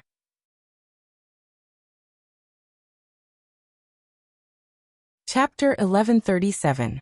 In recent days, the third imperial prince had started a coup, and the first imperial prince had sent troops to surround the city. The entire capital region had been affected to varying degrees. In Victory Province, the commoners were worried about the war situation, grumbling and complaining. On the other hand, the provincial governor's manor was filled with jubilation. Today was a joyous day for the provincial governor's manor. The manor was decorated with lanterns and colored banners, and there was an endless stream of guests coming and going in front of the manor's gates. There were 2 secretaries responsible for recording the list of gifts, and each of them wrote furiously until their wrists were sore. Every time the young master took in a concubine, there would be an endless stream of people coming from the nearby provinces to send gifts. This was the time of year when the provincial governor's manor received the most income. When Li Yi, Su, and Chang entered the provincial governor's manor, they naturally didn't need to go through the main gate. They were all experts who came and went. If they went through the main gate, how could they show off their status as experts? Most importantly, they hadn't prepared any gifts, and they didn't have invitations. It would be too troublesome to rob them on the spot. Wine and meat stinked at the gates, and there were frozen bones on the road. The more chaotic the world, the more obvious this difference was. Many of the commoners of Victory Province were already starving, and their clothes were barely covering their bodies. However, this provincial governor's manor was filled with jubilation. There was wine and meat everywhere, and it was very lively. This caused the trace of guilt that Li Yi had felt for disturbing someone else's happy occasion to completely disappear. In a secluded courtyard in the back residence, all the noise and excitement were isolated outside. Xiao Er's face was filled with anxiety as she paced around in the room, mumbling, "What should I do? What should I do? It's about to start, but Li hasn't come yet. What should I do?" Lin Wanru sat by the bed and looked at Lin Yong at the side. She said, "In a while take Xiao Er and leave." Lin Yong was startled and asked, "Then what about you, miss?" Lin Wanru didn't look at him. She calmly said, "I have my own ways." "No." Lin Yong flatly refused. "If miss doesn't leave, we won't leave either." A determined expression appeared on Xiao Er's small face as she said, I won't leave either. If we leave, we'll leave together. The sound of footsteps came from outside the door. An old woman and a few maids walked in. As soon as they entered the door, they said anxiously, Aya, what time is it? Why haven't you changed your clothes? It's almost too late. Hurry, hurry. The old woman looked at the maidservants beside her and said, What are you standing there for? Hurry up and help the bride dress up. Xiao stood in front of Lin Wanru and said, Xiao, Miss is not ready. Xiao's sister. The servant girls looked at Xiao and said, Young Xiao young before, where? A few maidservants dragged Xiao out of the courtyard. The old woman then looked at Lin Wanru and said, Aya, why aren't you in a hurry at all?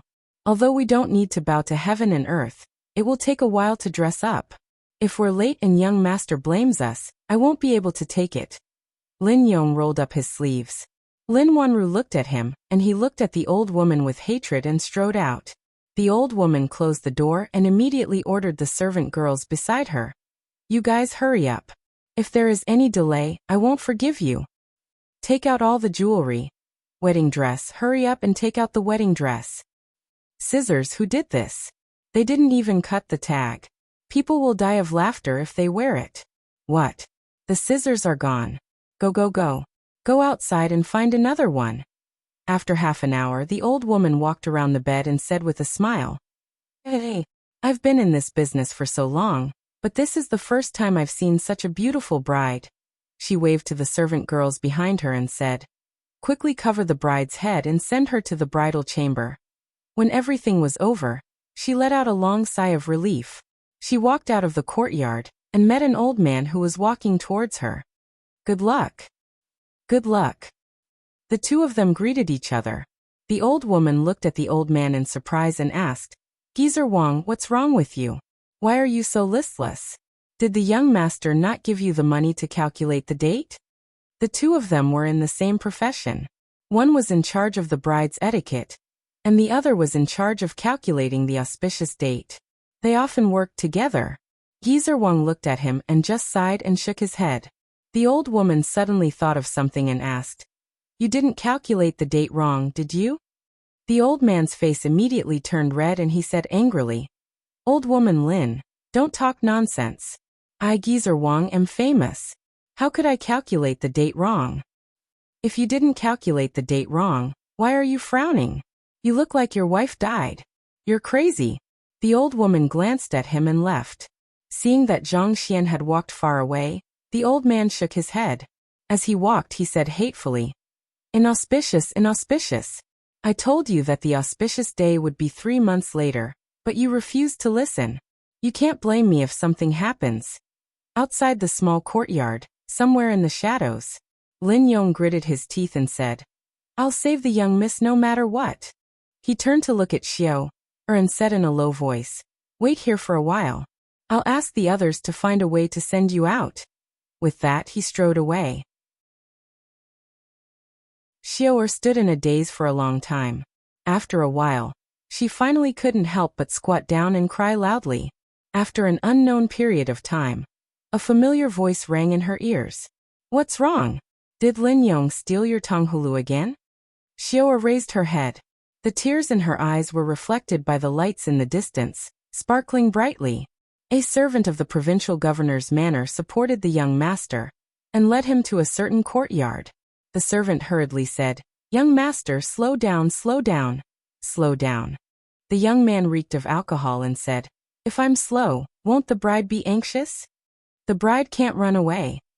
The servant said and hurriedly said, Young master, slow down, be careful not to fall.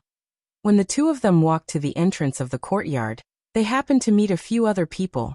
The servant was stunned at first, then he pointed to the back and said, You're going in the wrong direction. The gate is over there. He just thought that these people were guests who went the wrong way. After saying that, he helped the young man to enter. Changda looked at Li Yi and said, You go in first.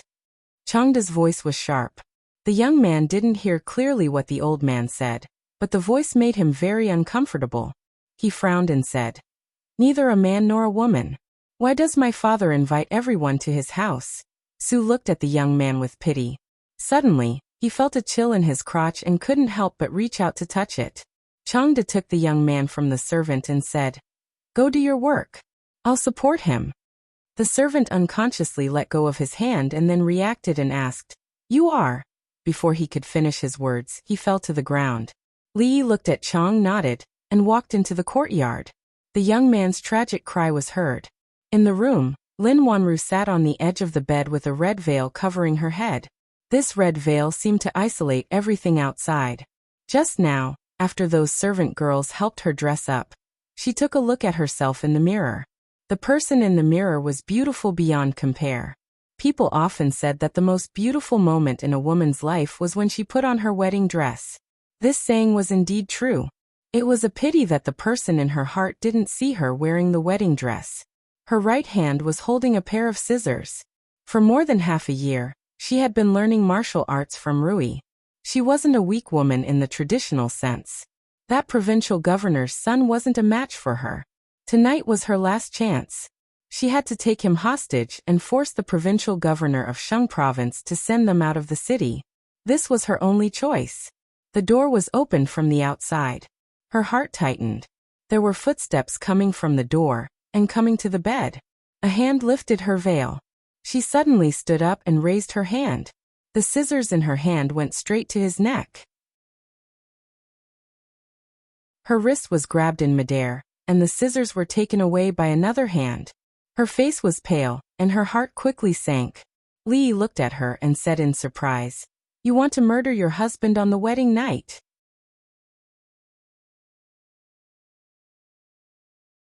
Chapter 1138. Tonight, the provincial governor's manor of Shang province was very lively. It was filled with guests and hosts. The provincial governor of Shang province was very fond of his only son.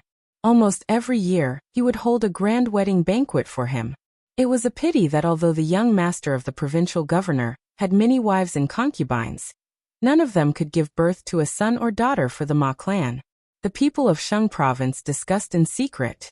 It was most likely that the Ma clan had done all sorts of evil deeds, and the heavens were punishing them. They purposely caused the Ma clan to die without descendants to rid the world of this scourge. Of course, they were only discussing in secret. In Shang province, the Ma clan was the local tyrant. They had to pay the taxes and give the gifts that they had to give. Once they disobeyed, a great disaster would befall them.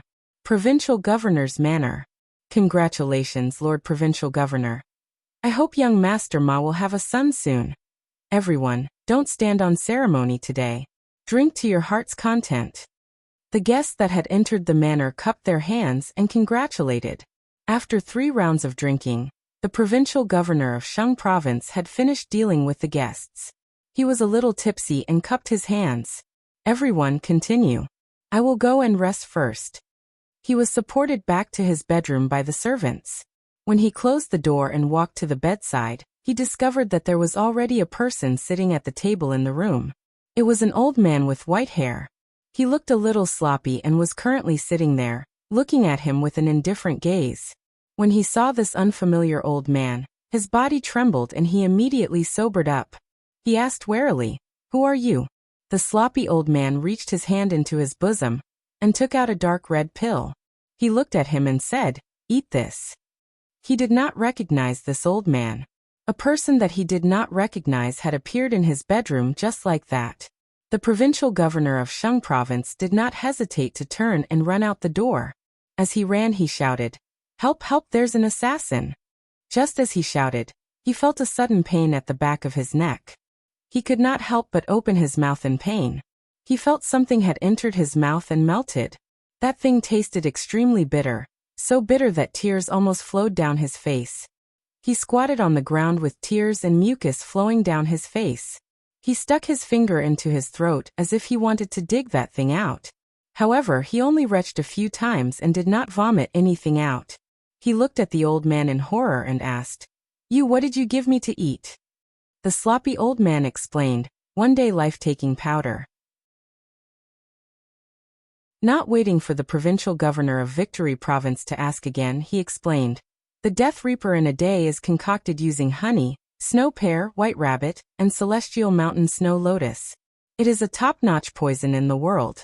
As the name suggests, if you are poisoned by this poison and don't receive the antidote within a day, your 7 apertures will bleed, your intestines will rot, and you will eventually turn into a puddle of pus. Provincial governor of Shang province paled, but he forced himself to maintain his expression. Looking at him, he said, "How can there be such a strange poison in this world? Do you think this official has grown up scared?" The sloppy old man lightly tapped on his body, and the provincial governor of Shang province immediately knelt on the ground. The veins on his forehead bulged, and the blood vessels were like many earthworms wriggling on his forehead. He couldn't speak, and could only let out beast-like moans of pain from his throat. Not long after, a wet spot appeared on the ground beneath him. Some of it was sweat that seeped out from his body. Some of it was urine. The sloppy old man tapped on his body with slight disdain, and only then did he stop wriggling. However, he would still twitch from time to time. "Do you believe me now?" The sloppy old man looked at him and said, "If you are a little more obedient, you will suffer less. You are already so old, yet you still don't understand this simple logic." Provincial governor of Shang province's complexion was completely pale. Using his last bit of strength, he asked, Who are you?"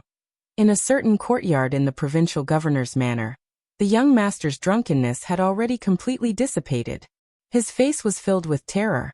Looking at the shady old man opposite him, he asked with a trembling voice, What did you do to me earlier?"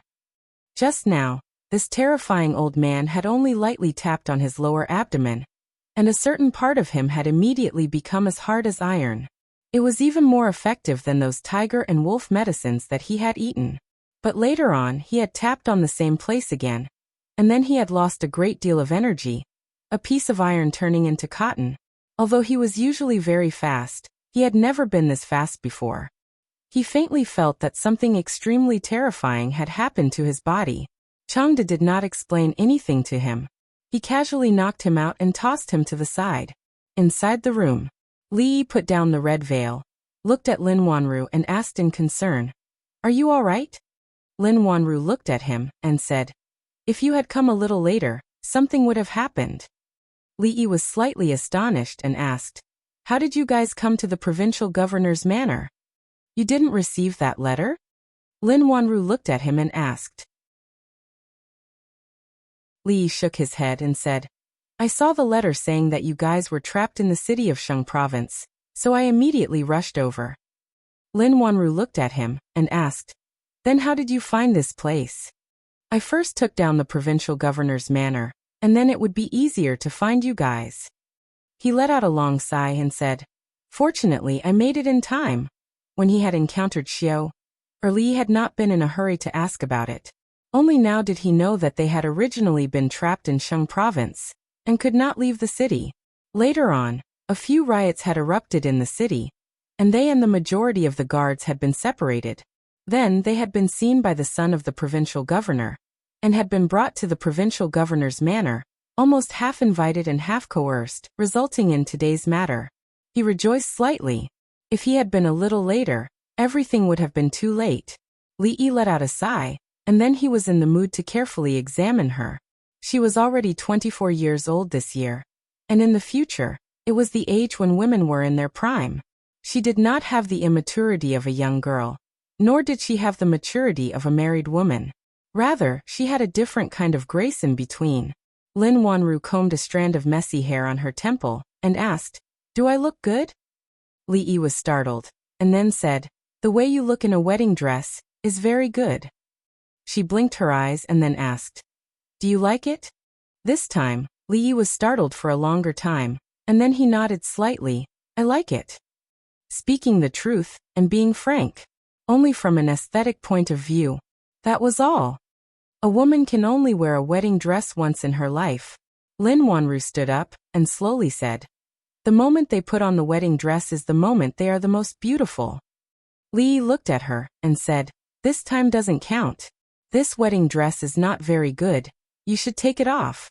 Lin Wanru looked down, and then she pinched the hem of her dress, and turned in a circle in front of Li Yi, and then she shook her head, and said, "This wedding dress.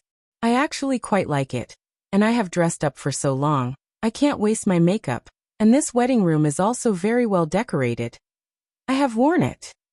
She looked at the wedding dress on her, and then looked at Li Yi and suddenly said, "Why don't you marry me?" Chapter 1139. Li Yi also felt that it was a bit wasteful. The guests had been invited, the banquet had been held, the wedding clothes had been worn, and the wedding house had been decorated. If nothing happened, it would be a waste of the wealth that the governor of Shang province had plundered from the people.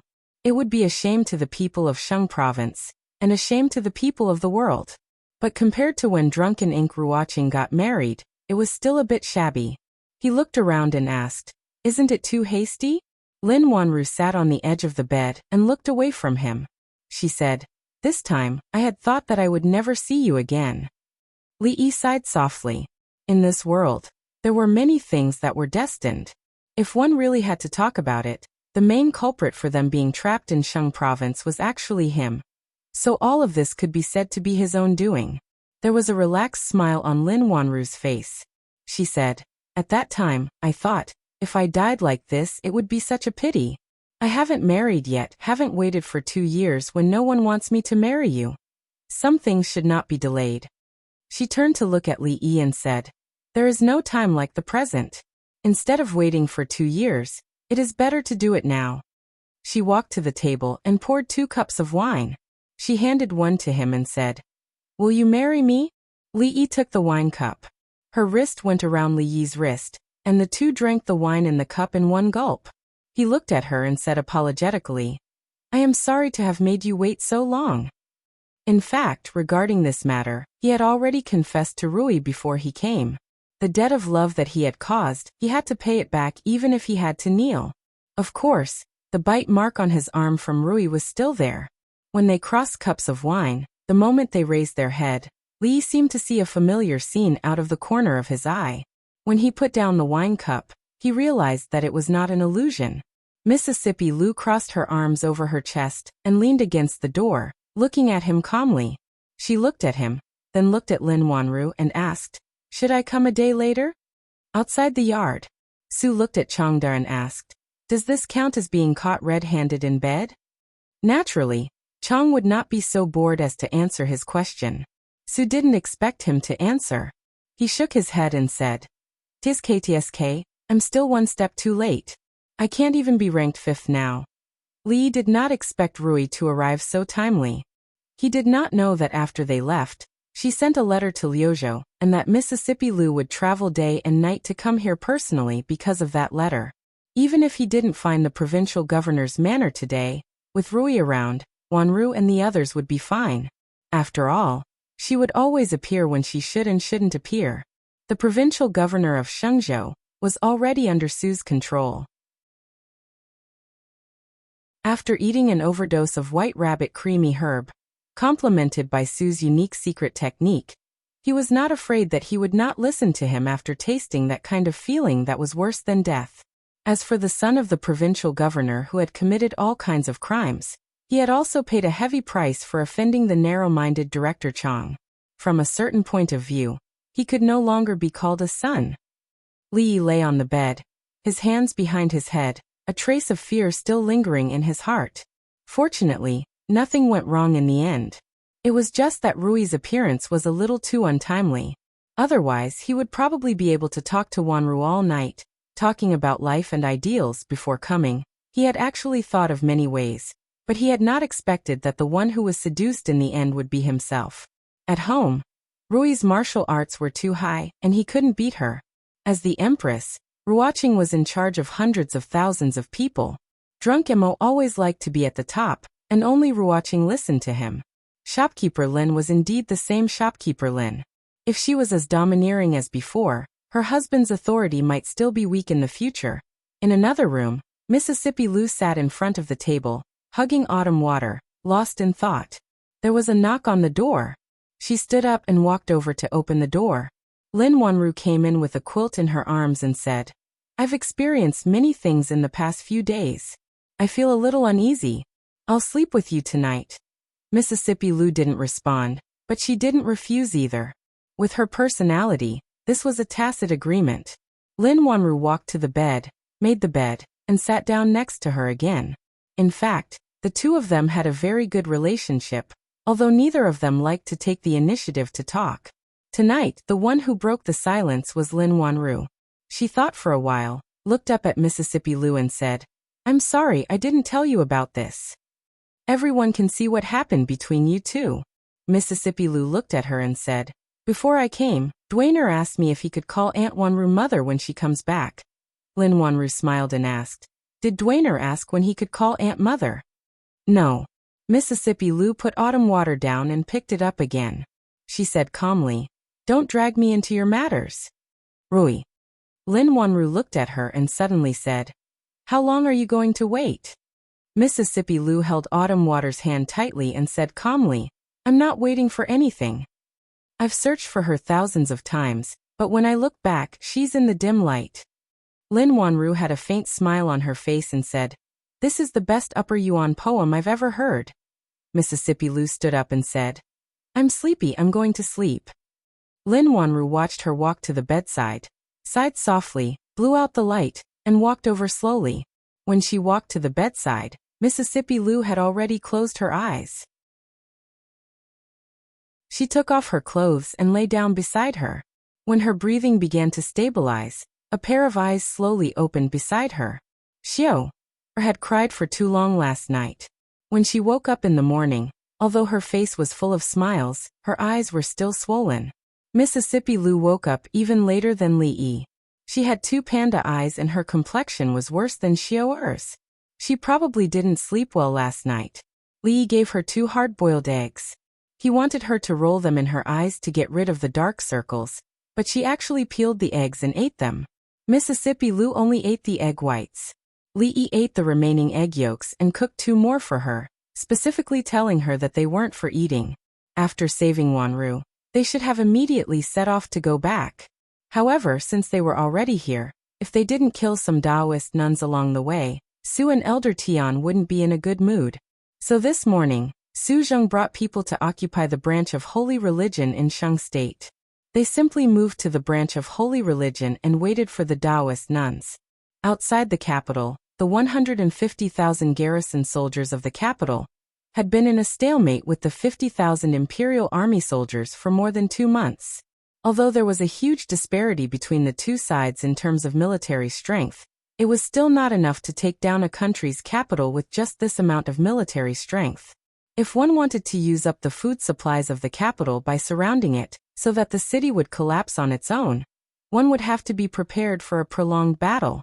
There was enough food in the capital to last for several more months, but the 150,000 soldiers outside the city also needed food supplies. In the last 2 months, Zhao Zheng had scraped the ground, giving the provincial governors of 10 some provinces a strict order that they had to ensure a sufficient supply of food. In a tent, a purple-clothed man looked at Fang Yu and said, "Protector, for some reason, we lost contact with our branch in Shang State half a month ago. There's also been no news from the blue-clothed emissaries." Shang State. A hint of confusion appeared on Fang Yu's face. The entire capital region was now under their control. With a single order, he could command an army of 100,000 soldiers. Who would dare to make trouble for the Holy Religion in Shang State? It had been a very long time since a branch of the Holy Religion had become uncontactable. Although this routine was very familiar, he didn't believe that anyone would be so bold as to act so atrociously here. He glanced at the purple-clothed emissary and said, "Go see the branch in Shang State for yourself." Chapter 1140. Shengzhou. After the purple-clothed emissary left the tent, Fang Yu put the matter behind him for the time being. There were 8 purple-clothed emissaries in the Holy Religion, and each of them could be ranked on the so-called heaven list of martial arts experts. A purple-clothed emissary and a few blue-clothed emissaries were enough to deal with all the problems in the branch in Shengzhou. He did not care about a mere branch in Shengzhou. What he cared about was the supreme position in the capital. Zhao Zheng trusted him very much because the Holy Religion was Zhao Zheng's last chance. Only by relying on the Holy Religion could he conquer the capital and become the new emperor of the Qi Kingdom. Thanks to Zhao Zheng's trust, He was able to gain control of the 150,000 soldiers in Beijing Hebei province in such a short period of time. Of course, in terms of numbers, the number of followers of the holy religion was more than this number, but the meaning of the two was different. He was the guardian of the right of the holy religion, second only to one, above tens of thousands, and leading more than 100,000 followers. But if he could become the emperor of a country, he would be above millions and tens of millions of people. This was the difference between heaven and earth. A figure walked into the tent. Feng Yu glanced at her, and his expression immediately became solemn. He bowed and said, "Your Highness." The Taoist nun walked inside and asked indifferently, "Did something happen in the branch in Shenzhou?" Feng Yu hurriedly nodded and said, "I've sent the purple-clothed emissary to investigate it personally." The middle-aged Taoist nun did not continue this topic. She turned to look at him and suddenly asked, "Do you want to replace Zhao Zheng?" Feng Yu's expression changed. He clenched his teeth and said, "Auntie, Zhao Zheng is a narrow-minded man. He doesn't keep his word. We can't trust him so easily. I'm afraid the first thing he will do after he ascends to the throne will be to get even with us. We can't place our hopes on him. As long as he sits in that position, I naturally have a way to make him listen to me." The Taoist nun looked at him and said, "You're not a legitimate member of the Zhao family. Even if you conquer the capital, the courtiers won't agree, and neither will the people of the Qi kingdom. If you want to sit on the throne, the whole world will oppose you. When that time comes, you won't even be able to take care of yourself. How can you avenge your family?" "Auntie," the Taoist nun looked at him and continued to ask, "Revenge for your family or your selfish desires, which is more important?" "Of course revenge is more important." Feng Yu was silent for a moment, then said in a deep voice, "I know I was wrong." The middle-aged Taoist nun walked to the door, then turned around and said, "Shenzhou is already part of the capital region. The branch won't get into trouble easily. Keep an eye on this matter." Feng Yu bowed and said, "Yes." After the Taoist nun left, Feng Yu paced a few times in the tent and sat down again. Vengeance was important, but it was even more important to be an emperor who held great power and did whatever he wanted. The holy religion has 8 purple-robed emissaries, and each of them is in charge of a branch in several states. Now that we've taken down one, there are 7 left. Su Zheng sat opposite Li Yi and continued, "The position of the purple-robed emissaries in the holy religion is only below that of the empress and the protectors. Each of them is very important and indispensable. The disappearance of one of them will definitely attract great attention, and even the empress will come personally." What Li Yi wanted was the empress coming personally. If it weren't for the fact that they had limited energy and manpower, he would even want to destroy all the branches of the holy religion in the capital region. He didn't believe that the Taoist nun would still be able to sit still. Here, Elder Su had been waiting for her for so long that he couldn't wait any longer. After taking down the Taoist nun, Ruoqing would be the only empress, and the holy religion of the Lin family would be completely in his hands. At the same time, he could help Zhao Yi out of trouble and return the favor of taking care of the Lin family all these years.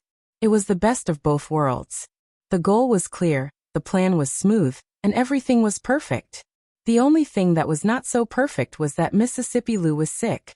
Except for that time in Fengzhou, when she was seriously injured, Li Yi had never seen Mississippi Lu sick in the past few years. She didn't even have the most common cold and fever. He had always thought that Rui was a superman, and that the illnesses of mortals had nothing to do with her. Only now did he realize that he was wrong, and very wrong. She didn't get up in the morning, and she didn't even get up when it was time for breakfast. She was never like this usually, so Li Yi thought that she was not in the room.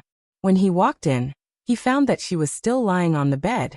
Li Yi pushed her through the quilt and said, "The sun is shining on your butt. It's such a hot day, and you're covered with such a thick quilt.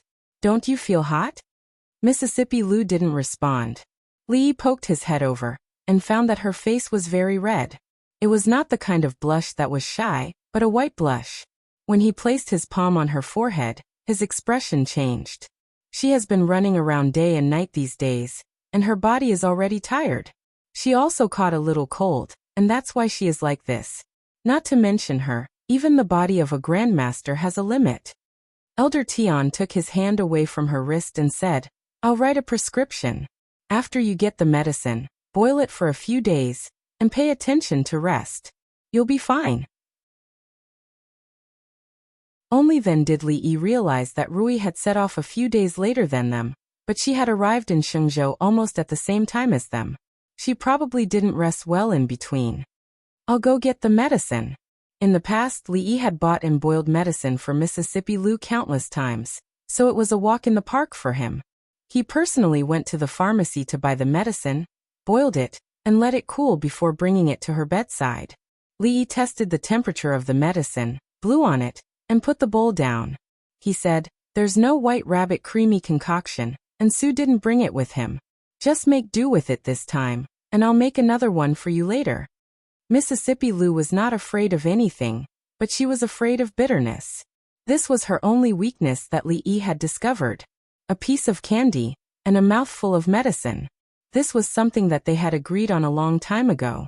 Mississippi Lu took a small sip, and her brows furrowed. She said, There's no White Rabbit creamy concoction, then put some sugar in it. No. Li Yi refused without any hesitation. He said, Have you seen anyone put sugar in medicine? Will it still be effective? Then I won't drink it. I'll be fine after resting for a couple of days. Mississippi Lu also refused without hesitation. To her, drinking medicine was the most painful thing in the world. Li Yi looked at her and threatened, Don't make me do it. Mississippi Lu also looked at him and said calmly, You can try. Li Yi really did not dare to try. Even if Mingzu was standing in front of him, he would still dare to have a fair fight with Mingzu. However, if it was Mississippi Lu, he would not dare. After all, she only had a cold this time, and not a serious injury. Li Yi was worried that if they fought, he would be the one to eat the White Rabbit creamy concoction in the end. Then I'll ask Elder Tian if I can put sugar in it. He sighed. On the surface, Rui was a martial arts master with a cold temperament, but in reality, she was just a child who could not grow up. After hearing his words, Elder Tian looked at him in surprise and said, It's not that you can't, but the effect of the medicine will be greatly reduced. It's just drinking medicine. Is there a need to go through so much trouble? Li Yi shook his head. This kind of thing varied from person to person. He had to spoil her. After all, she was Rui. Just this once. When Li Yi walked into the room again, he placed the bowl of medicine in front of her. Mississippi Lu took a sip and frowned. She said, It's still bitter. Add a little more. Li Yi looked at her and said, Don't go too far. Any more and it'll be useless. Hold your breath and drink it in one go. That way you won't feel the bitterness. Mississippi Lu frowned. She held her breath and drank the entire bowl of black medicine. She put down the bowl and clutched her chest. She frowned and only calmed down after a while. She raised her head to look at Li Yi and asked, Why does it taste as bitter as without sugar? Because I really didn't put sugar in it. Li Yi looked at her and said, Didn't you drink it all without sugar? Mississippi Lu looked at him and pointed at the long sword hanging on the wall. She said, Help me get the autumn water. Li Yi did not understand. Rui is already so sick. Why would she need the autumn water? What she needs is a good rest. Feng did not understand either. The second young mistress had a serious cold. However, when he saw her chase after the son-in-law, it did not seem like it. Outside the capital, in a tent, the middle-aged Taoist nun frowned. Did Envoy Chenzi not return? Feng Yu's expression was also a little unsightly. After Envoy Chenzi left, there was no more news. The blue-clothed envoys that were sent were also not heard from. Feng Yu looked at the purple-clothed people behind him and said, The four of you go together. You must find out what happened in Sheng province, and where Envoy Chenzi is now. The middle-aged Taoist nun shook her head and said, There's no need. This time I'll go personally. Feng Yu thought for a while and said, The four of you follow Her Highness. If something happens, you can take care of her. Yes. The four of them bowed in unison.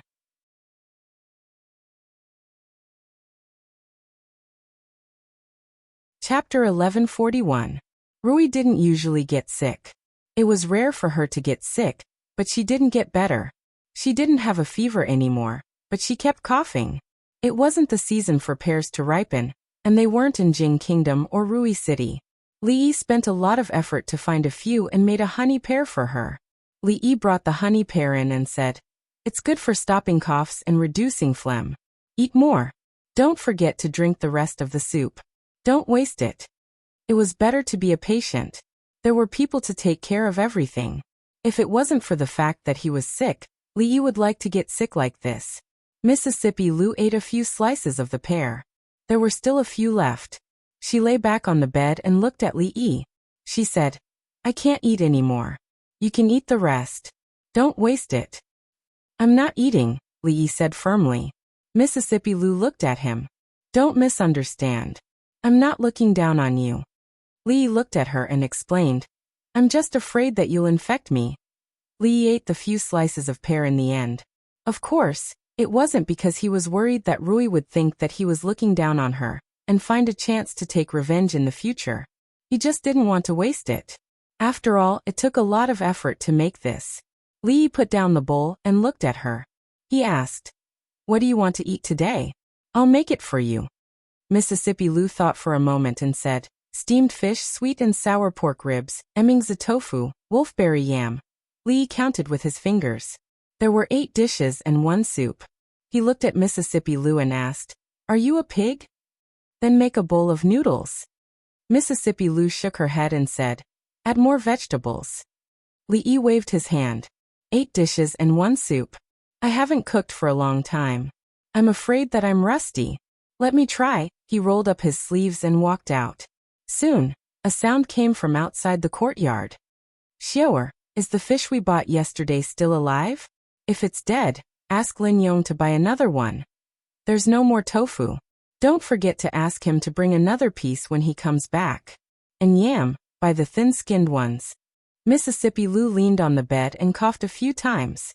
She bent her legs and wrapped her arms around her knees. She looked out of the door in a daze. In the courtyard, Su looked at Changde beside him and said, "Old man Chang, why don't we make a bet on where Rui ranks?" Changde habitually cherished his words like gold. Su thought for a moment and said, "How about we make a bet? Between her and your princess, who will come first?" Changde looked at him and said, "Don't worry, if I see the Taoist nun, I will be lenient." "Why are you saying this?" Su glanced at him, then nodded and said, "I don't need you to be lenient. She's mine. You don't have to interfere in this matter." "Okay." Changde agreed without hesitation and turned to leave. Su was stunned. This old man usually liked to go against him. Why did he suddenly become so obedient this time? He was not used to it. He stood up and looked at Elder Tian, who was standing not far behind him, and said, "Don't tell me this old man's personality has changed? Don't you think it's strange? Whether he's changed or not, we'll talk about it later." Elder Tian looked at him and said, "Explain to me first, who is yours?" Li Yi was processing the fish in the kitchen. He looked back and saw that the courtyard was in chaos. He deeply felt that to be able to marry a grandmaster like Rui, who was as understanding and gentle as water, was a blessing accumulated over several lifetimes. Whoever married someone with a bad temper like Elder Tian would be beaten up every day. Fortunately, there was no one with such a temper in his family. Rui was gentle with Wanru, and Ruoqing and Zue Emo never fought over anything. Xiao Huan was even less so. Although Wanru was a little domineering, it mostly manifested in business. She had not been idle these days either. She was busy evacuating many shops outside the capital region, and there were countless orders being sent out every day. Only Rui was an anomaly. Li Yi swore to train hard. The days before she became a grandmaster were his last chance. Although Mississippi Lu's recovery was slower, it was getting better every day. This made Li Yi finally feel relieved. Cold was a very general concept here. Every year, there were countless people who lost their lives because of cold. Fortunately, Rui had a good physique and a good figure. She could turn any situation into a blessing. After taking medicine for a few days, she was basically fine except for some coughing. There was still no movement in Fengzhou City these days. After the few people sent by the holy religion did not return, They actually did not send anyone over. This made Li extremely suspect that Taoist nun had given up on this place. However, there was nothing he could do about it. She did not come, and he could not force her to come. Moreover, Taoist nun was Sue's concern. It was good that he was concerned about her. These days Li Yi's attention was on Rui, and he had no time to care about her. Since Rui was sick, Li Yi noticed that she often began to daydream. She would maintain the same posture for a long time. A cold would not make a person daydream. Elder Tian said that she was tired and couldn't let go of the knot in her heart. Otherwise, she would not have suddenly fallen ill. A small cold took so long to deal with. What knot could Rui have? She never talked about it, and Li Yi never knew. Was it because she had seen too many grandmasters these days, and it stimulated her? Li Yi did not know. He brought a bowl of medicine into her room. This was the last bowl. He actually saw Mississippi Lu drinking, and there were a few side dishes on the table. He put the bowl of medicine on the table and said with a sullen face, "You haven't recovered yet. Who allowed you to drink?" None of your business. Mississippi Lu originally wanted to say, "None of your business," but when she saw his face, she swallowed the words. She said, "Elder Tian said. She said that my illness is no longer serious, and it's okay to drink some wine." Li Yi sat down opposite her, and snatched her wine jar. He weighed it in his hand, and found that half of the wine was gone. He glared at her angrily, raised his head, and drank the rest of the wine in the jar. This was a good wine from the provincial governor's mansion. After drinking so much at once, although she was not drunk, she was already a little dizzy. Considering her mood, he looked at her and said, "Forget it this time. Next time at least wait until you recover." He threw the empty jar aside, and Mississippi Lu took out another jar from under the table. This was a provocation, a blatant provocation. Li Yi looked down, and saw that there were no more jars under the table. Only then did he feel relieved and snatched the jar. He opened the seal and drank the small jar of wine again. He looked at Mississippi Lu and said, "Listen to me. When you recover, I will drink with you. Drinking now is not good for your health. It will be troublesome if your illness worsens." Mississippi Lu sat next to him and looked at him for a long time. Suddenly she asked, "Why are you so good to me?" Li Yi looked at her and asked in surprise, "Are you drunk?" Mississippi Lu nodded. Li Yi held onto the table and said, "You are Rui's younger sister. If I don't treat you well, who should I treat well?" Mississippi Lu looked at him and said, "Look into my eyes." Li Yi turned his gaze and looked into her eyes. "Say it again," Mississippi Lu said calmly. "Why are you so good to me?" "Because you are." Li Yi looked into the pair of deep eyes that contained countless emotions and opened his mouth. "Because you are." "Because I am your younger sister?" Li Yi looked into her eyes, but he could not say these words. "Because you are Rui." Li Yi looked at her and said, "The one and only Lu Rui in the world." Rui thought for a moment and asked, "Do you remember what you said that night?" "Which night?" "The night of your wedding." Others were Kongrong's pair, but the three of them were sisters' pair. On the night of his wedding with Ruoqing Zumo, he was locked out by Rui and Ruoqing Zumo at the same time. That night, he and Rui drank and chatted happily. That was the closest he had ever been to Rui. Whether it was the distance or the spirit. Li Yi nodded and said, "I will support you." In fact, Li Yi rarely saw Rui smile. She would only sneer when she was beating him. When she really showed that kind of happy smile, Li Yi was disappointed to find that his heart seemed to have stopped beating. Clang! The wine jar in Li Yi's hand fell to the ground, not because Rui smiled, but because of the soft touch on his lips. It was not a touch, but a bump. Simple and violent. Feng walked in from outside and stood at the door. Seeing the situation in the room, he trembled and said, "Goo, goo goo goo." Mississippi Lu tilted her head to look at him and said lightly, "Get out." He quickly turned around and strode out of the room, closing the door on his way out. He stood in the yard and never felt that the sun was so hot today. He must be blind, very blind, so blind that he had hallucinations.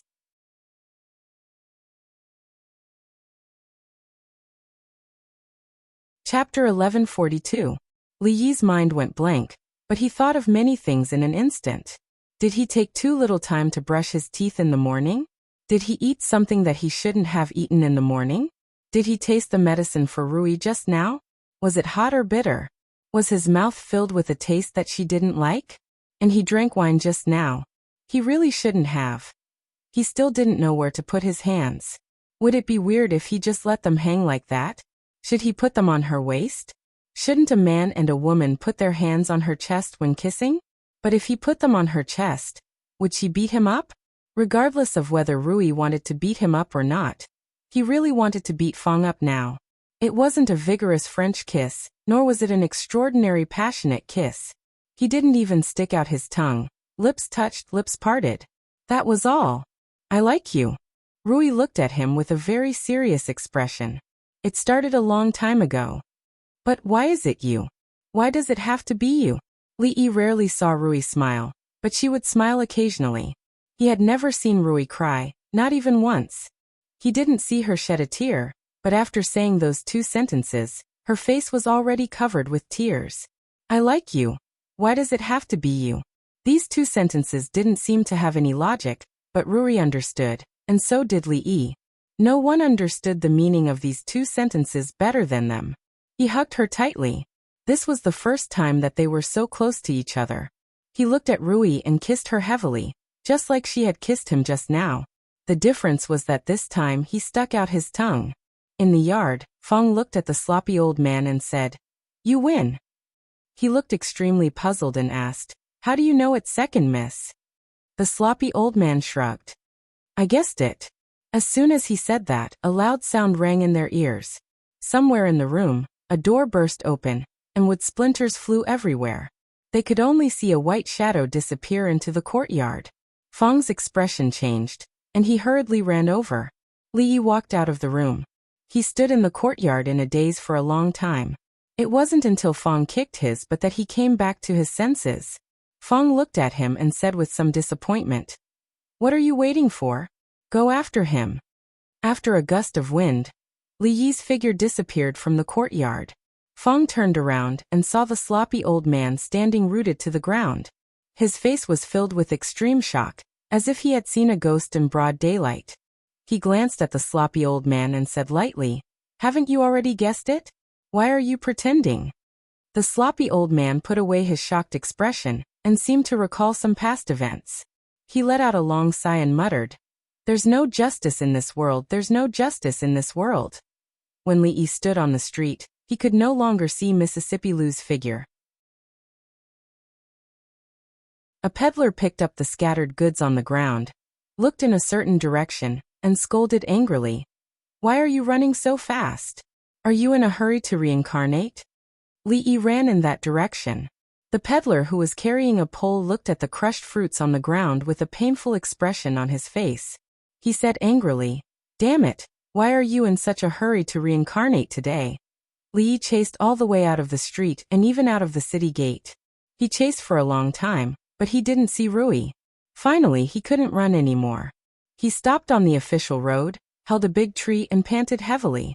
When Rui pushed him away and ran out, he felt that he was about to lose the most important thing. His heart seemed to be grasped by someone, and it kept clenching and clenching.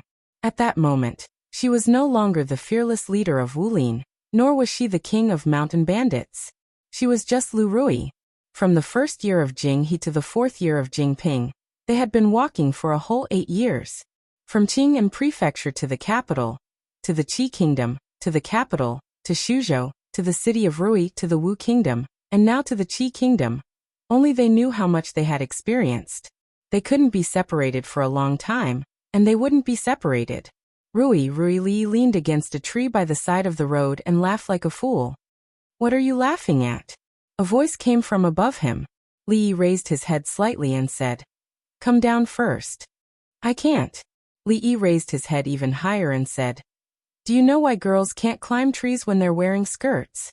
Just as he finished speaking, a figure appeared beside him.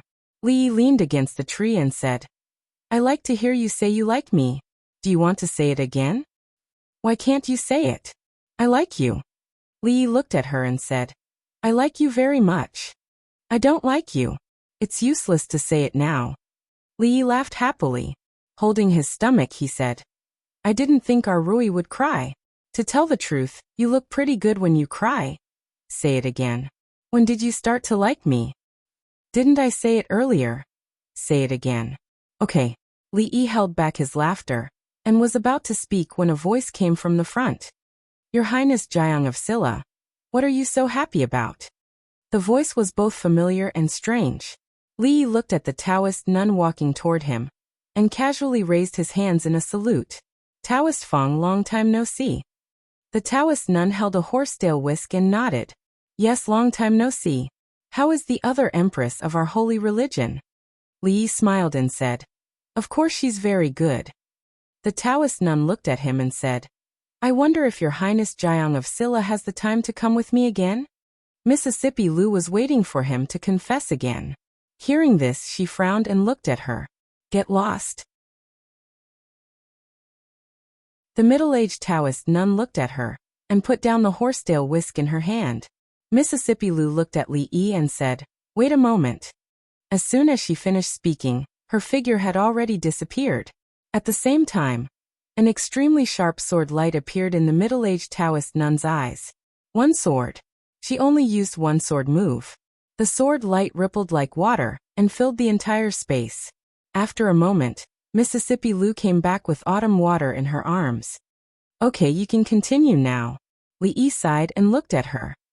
Will I never be able to catch up to you? Are you going to tell me or not? If not, I'm leaving.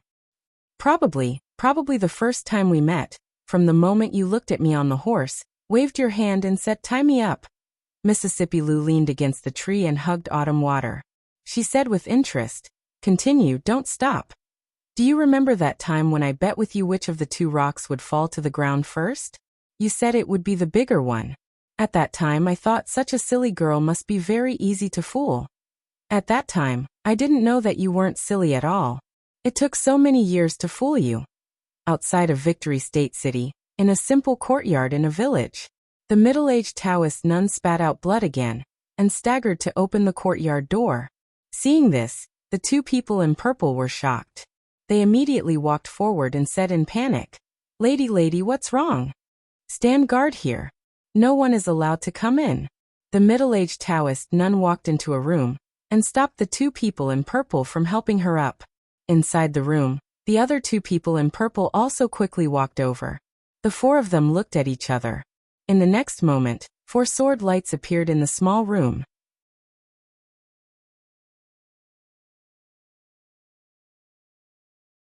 Chapter 1143. Li Yi felt that the heavens were too unfair. They were both only a step away from becoming a grandmaster. Why was it that when he kissed Rui broke through, but he did not improve at all? Moreover, her breakthrough was the kind of breakthrough that could shock people to death. She had only become a grandmaster for 2 hours, but she could already beat the Taoist nun who had been stuck in the grandmaster realm for decades. Although this kiss was blissful and beautiful, so beautiful that it bubbled, but it also made one of the beautiful wishes in his heart. The wish that one day he could be the master of the world, completely become a bubble. He looked at Rui gloomily and said, Why don't you try kissing me again? Maybe I can break through too. Mississippi Lu rolled her eyes at him and turned to walk forward. Li Yi hurriedly chased after her. Why don't I kiss you too? Outside Shengzhou City, in a small courtyard in a deserted village. Inside the room, the smell of blood assailed the nostrils. Taoist nun held a horsetail whisk in her hand and slowly sat down. The room was covered in blood, and the 4 men in purple lying on the ground were moaning in pain. When did it start? She covered her mouth and coughed a few times, wiping the blood from the corner of her mouth. Her voice was emotionless. One of the men in purple was lying at her feet. His throat made a sound like a broken bellow, and he kept coughing out blood. He coughed for a long time before he said, This subordinate has been following Her Highness since 20 years ago. Today's ending is all of it is my own fault. After saying this, he seemed to have used up all his strength. His chest was heaving up and down. After a long pause, he continued, I don't beg you to spare my life. I only hope that you can give me a quick death so that I won't be wasting my time following you all these years. The middle-aged Taoist nun looked at him and said softly, The guardian asked you to do this. None of the 4 men in purple said anything. Come out. The Taoist nun coughed again and said, Come out and tell me. Why did you do this? Creak. The back door of the room was pushed open, and a figure came in from behind. Auntie. Feng Yu stood in the room and looked at her. He sighed and said, Don't blame me. The middle-aged Taoist nun put the horsetail whisk on the table and looked at him, saying, Give me a reason. What reason do I need? Feng Yu shook his head and said, Only when Auntie dies and the holy religion is in my hands can I do what I want to do. What's the point of being a protector? What's the point of being a queen? What's the point of being an emperor? Do you understand? I want to be the emperor, but you won't let me. Feng Yu looked at him with a slightly ferocious expression and said, The holy religion is the holy religion of our Feng family. You actually made me the right emissary and gave the token of the left emissary to a completely unrelated person. We're about to conquer the Qi kingdom, but what about you? You made that man surnamed Zhao the emperor. Did you ever consider my feelings when you did this? If you become the emperor, you'll be opposed by the entire Qi kingdom. The middle-aged Taoist nun was silent for a moment and asked, Don't you want to avenge the Feng family? What do you mean by great enmity? Whoever wants to do it can do it. Feng Yu waved his hand and said, The Jing kingdom is so powerful. With just us, we won't be able to get our revenge in this lifetime. Isn't it good to be the emperor of the Qi kingdom? Why do we have to go against the Jing kingdom? The Taoist nun looked at him calmly. After a long while, she lowered her eyelids. You're the last male descendant of the Feng family. Your father entrusted you to me back then so that I could help you complete your great plan of revenge. She shook her head and said, Even you don't care, so why should I? After she said that, she couldn't help but cough a few more times. A few more blood-colored flowers appeared on the Taoist robe in front of her chest. She was already seriously injured, and she was ambushed by those 4 people just now. Now her injuries were even more serious. She had wanted to stabilize her injuries as quickly as possible, and then escape immediately. But now it was all too late. Don't you dare use my father to pressure me. Feng Yu roared. How many years has it been since the incident of the Feng family? Why should I be the one to avenge them? I don't want revenge. I just want to be the emperor. Whoever doesn't let me be the emperor, I'll kill them. Zhao Jing can't do it, and neither can you. I've waited for so many years. A look of melancholy appeared on Feng Yu's face. He murmured, I had placed all my hopes on the king of Shu. But the king of Shu of the Jing kingdom is a complete good-for-nothing. Zhao Zheng is also a good-for-nothing, but good-for-nothings are also useful. Zhao Zheng, that good-for-nothing, can make me the emperor of the Qi kingdom. I can't miss this opportunity. To hell with holy religion, to hell with vengeance. Can they be more important than being the emperor? The middle-aged Taoist nun coughed a few more times. This time, the blood at the corner of her mouth was not wiped clean. She looked in a certain direction and said, You shouldn't have come. Feng Yu looked at her and shook his head. He said, Aunt, you know that I can't rest easy if I don't see you die with my own eyes. The middle-aged Taoist nun wiped the corner of her mouth with her sleeve again. She looked out of the door and said, Come in. Who's there? Feng Yu's expression changed, and he turned around abruptly. Li Yi and Rui walked in from the door. Behind them were Su, Elder Tian and Chang. The middle-aged Taoist nun looked up and said, I've kept you waiting, haven't I? Su's expression was extremely gloomy. It was as if the goods he had guarded for many years had been stolen at the most critical moment. More importantly, he could neither blame nor seek revenge on the person who had stolen his goods. Feng Yu's face turned pale.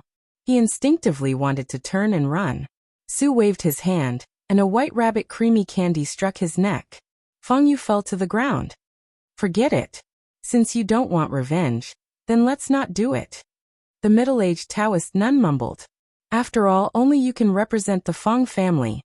After saying this, her entire body seemed to relax. A smile that Li Yi had never seen appeared on her face. She looked at Mississippi Lu and said, 20 years ago, I lost to Lu Qing in one move. 20 years later, I lost to you in one move. Your Lu family, cough cough. Before she could finish, she vomited another mouthful of blood. The front of her Taoist robe was completely dyed red. "This is for you. Spare his life."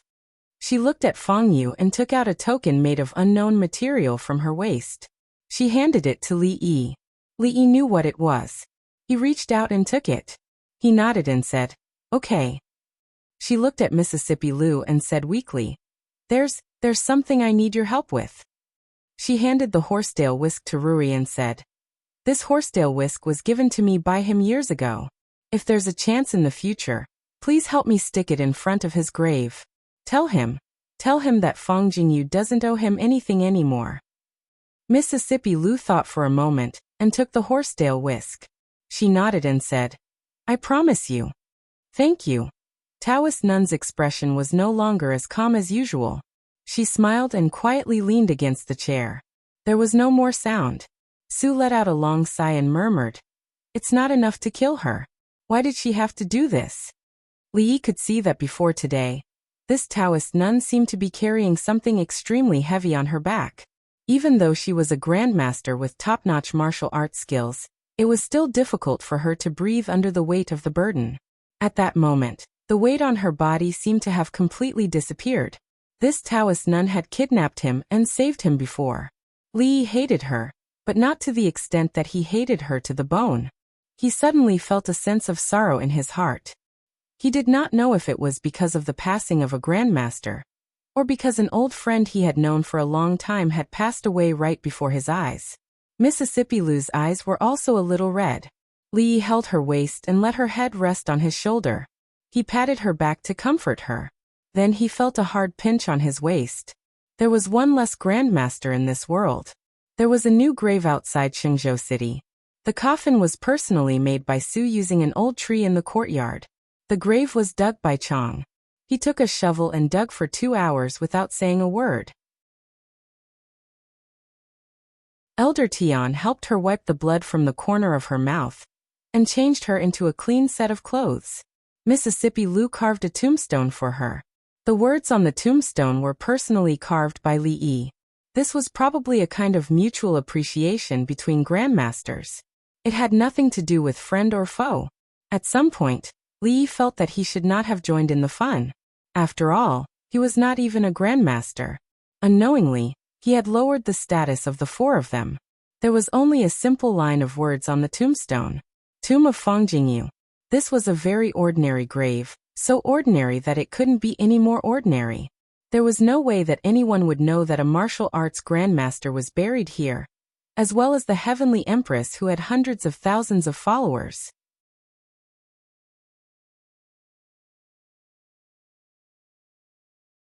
Chapter 1144. The Taoist nun, who had many grudges with them, died. She had a smile on her face when she committed suicide. They had no way of knowing what kind of love and hatred this Taoist nun had with Li Yi's father-in-law, who had passed away a long time ago. However, that was no longer important. The grudge between the Fang family and the royal family of the Jing kingdom had turned into dust with her death. She could no longer see the future of the holy religion that she had built and developed with her own hands. Everything about her life was buried in this small grave. Li Yi held 3 tokens in his hands. One was given to him by the Taoist nun before she died. It represented the supreme position in the holy religion. The other 2 represented the left and right protectors of the holy religion. He already had one, which was the token of the right protector on Fang Yu's body. Holding these 3 tokens in his hands, he held the entire holy religion in his hands. He had promised the Taoist nun that he would spare Fang Yu's life. He would only ask Su to abolish his martial arts.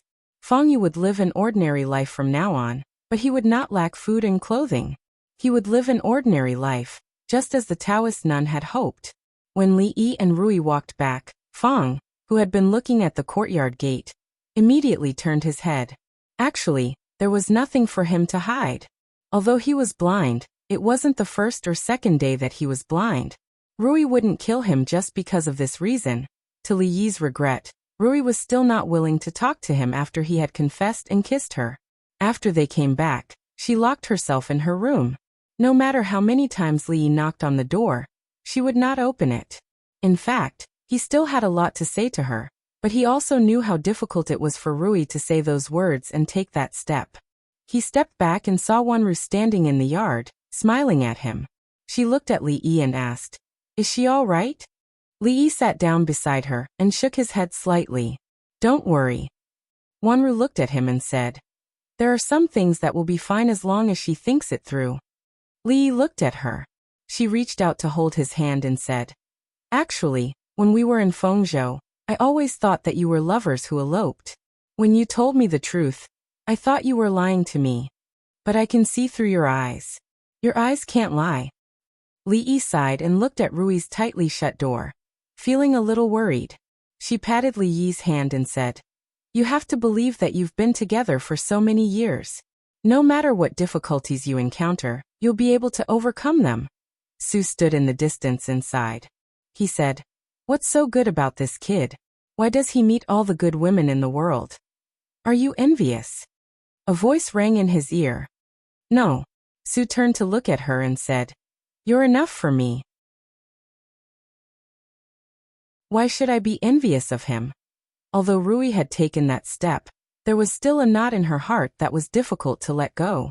Li Yi did not want to disturb her, so he took out the 3 tokens again. Before he left, there were still some things that needed to be arranged. King Feng's residence in the capital. A general half knelt in front of Zhao Yi and said, "Your Highness, the Crown Prince's 150,000 soldiers consume a lot of food every day. I'm afraid that the capital region has already been swept clean by them. When they run out of food, I'm afraid that they'll attack the city with all their might. Send another 20% of the soldiers to guard the west gate. Send people out of the city to find out where the reinforcements are.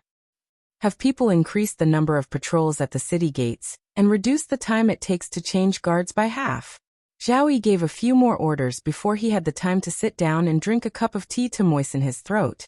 In the last few days, they had not only had to deal with the assault of the 150,000 soldiers outside the city, but also the various undercurrents within the capital. In addition, they also had to deal with Zhao Zheng and the spies of the Holy Church in the capital. If they let down their guard, the spies might even open the city gates and welcome the soldiers into the capital. If they were not careful, one wrong step would lead them into a bottomless abyss.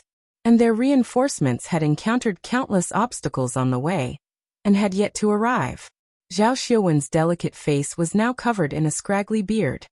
He walked up to Zhao Yi and slowly said, "I'm afraid that there will be a fierce battle in the next few days." Yang Yanzhou cleared his throat and said, "At present the entire capital is a soldier, and countless people have volunteered to join the army. The imperial army has always been stronger than the soldiers of the capital. Even if there is a true battle, we might not necessarily lose."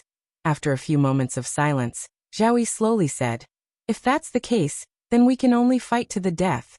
In the camp outside the capital, Zhao Zheng paced back and forth in his tent, an impatient look on his face. He looked at the person behind him and asked, "Where did your protector Feng go? Why hasn't he returned yet?" The person calmly shook his head and said, "The protector's whereabouts are uncertain. We don't know. I don't care where he went. We must attack the city tomorrow." Zhao Zheng waved his hand and said, "If we continue to waste time like this, it will do us more harm than good." Zhao Yi and the others are already an arrow at the end of its flight. With a spurt of energy, they will definitely be able to take the capital. The person's expression remained calm as he indifferently said, "Without the orders of Her Majesty and the Protector, we will not act rashly." Zhao Zheng angrily said, "I am the Crown Prince. I want to order the soldiers of the capital. You dare to disobey I." The person indifferently glanced at him, but did not say anything else. Zhao Zheng's chest heaved a few times, but his emotions actually calmed down. He strode out of the tent and came to another tent. After sitting down in the tent, his expression was so gloomy that it was about to drip water. If he still did not realize that something was wrong by now, he would be a complete idiot. Feng Yu had unknowingly made him a mere figurehead. Those who controlled the military were mostly people of the holy religion. They listened to Feng Yu's orders more than him. Suddenly, footsteps were heard outside the tent. Someone came in and looked at Zhao Zheng. He waved his hand and said, "Take him down." Several men in blue walked toward him. What do you want? Zhao Zheng's expression changed. What are you doing? Zhao Zheng wanted to resist, but he could not fight against the two men in blue. With a fierce expression he shouted. Where is Feng Yu? Get Feng Yu to come out and see me. Feng Yu can't come to see you. Su Jing looked at him and waved his hand. Take him away. More than half of the high-ranking generals of the 150,000 soldiers had been infiltrated by Feng Yu and Taoist Nun. No wonder Feng Yu was so obsessed with the throne of the Qi kingdom. He was only one step away from that position. If not for Zhao Yi's stubborn defense of the capital, the current Qi kingdom would have changed. Several generals who were still loyal to Zhao Zheng were taken down immediately. The rest of the generals were elites of the holy religion. After seeing the 3 tokens, they immediately surrendered. Of the 8 purple-robed emissaries of the holy religion, 4 were dead and 1 was imprisoned in Victory Province. When they subdued the other 3, they did not encounter much resistance. Changde walked to Li Yi's side and suddenly asked, What do you plan to do about the Qi kingdom? Li Yi understood what Chang meant.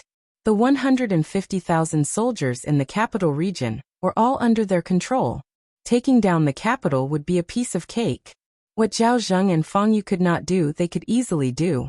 Of course, taking down the capital did not mean that they would be able to take over the Qi kingdom. After all, they were not the imperial family of Zhao. The Qi kingdom would not be in chaos like the Wu kingdom. After taking over the capital, the Qi kingdom would definitely be in chaos. What they would have to face next might be countless rebels. Li Yi did not want the Qi kingdom. He had no interest in being the emperor in the open or in the dark.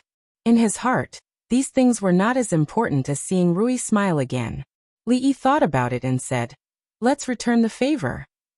Chang nodded and said no more. The capital. The sky had just brightened when a general rushed into King Feng's residence. Before he saw Zhao Yi, he shouted, Your Highness, they've retreated. You're tuning in to the Li Mei's Sword of Destiny YouTube channel. We're so grateful for your support, and don't forget to subscribe to join us on this incredible journey through captivating stories.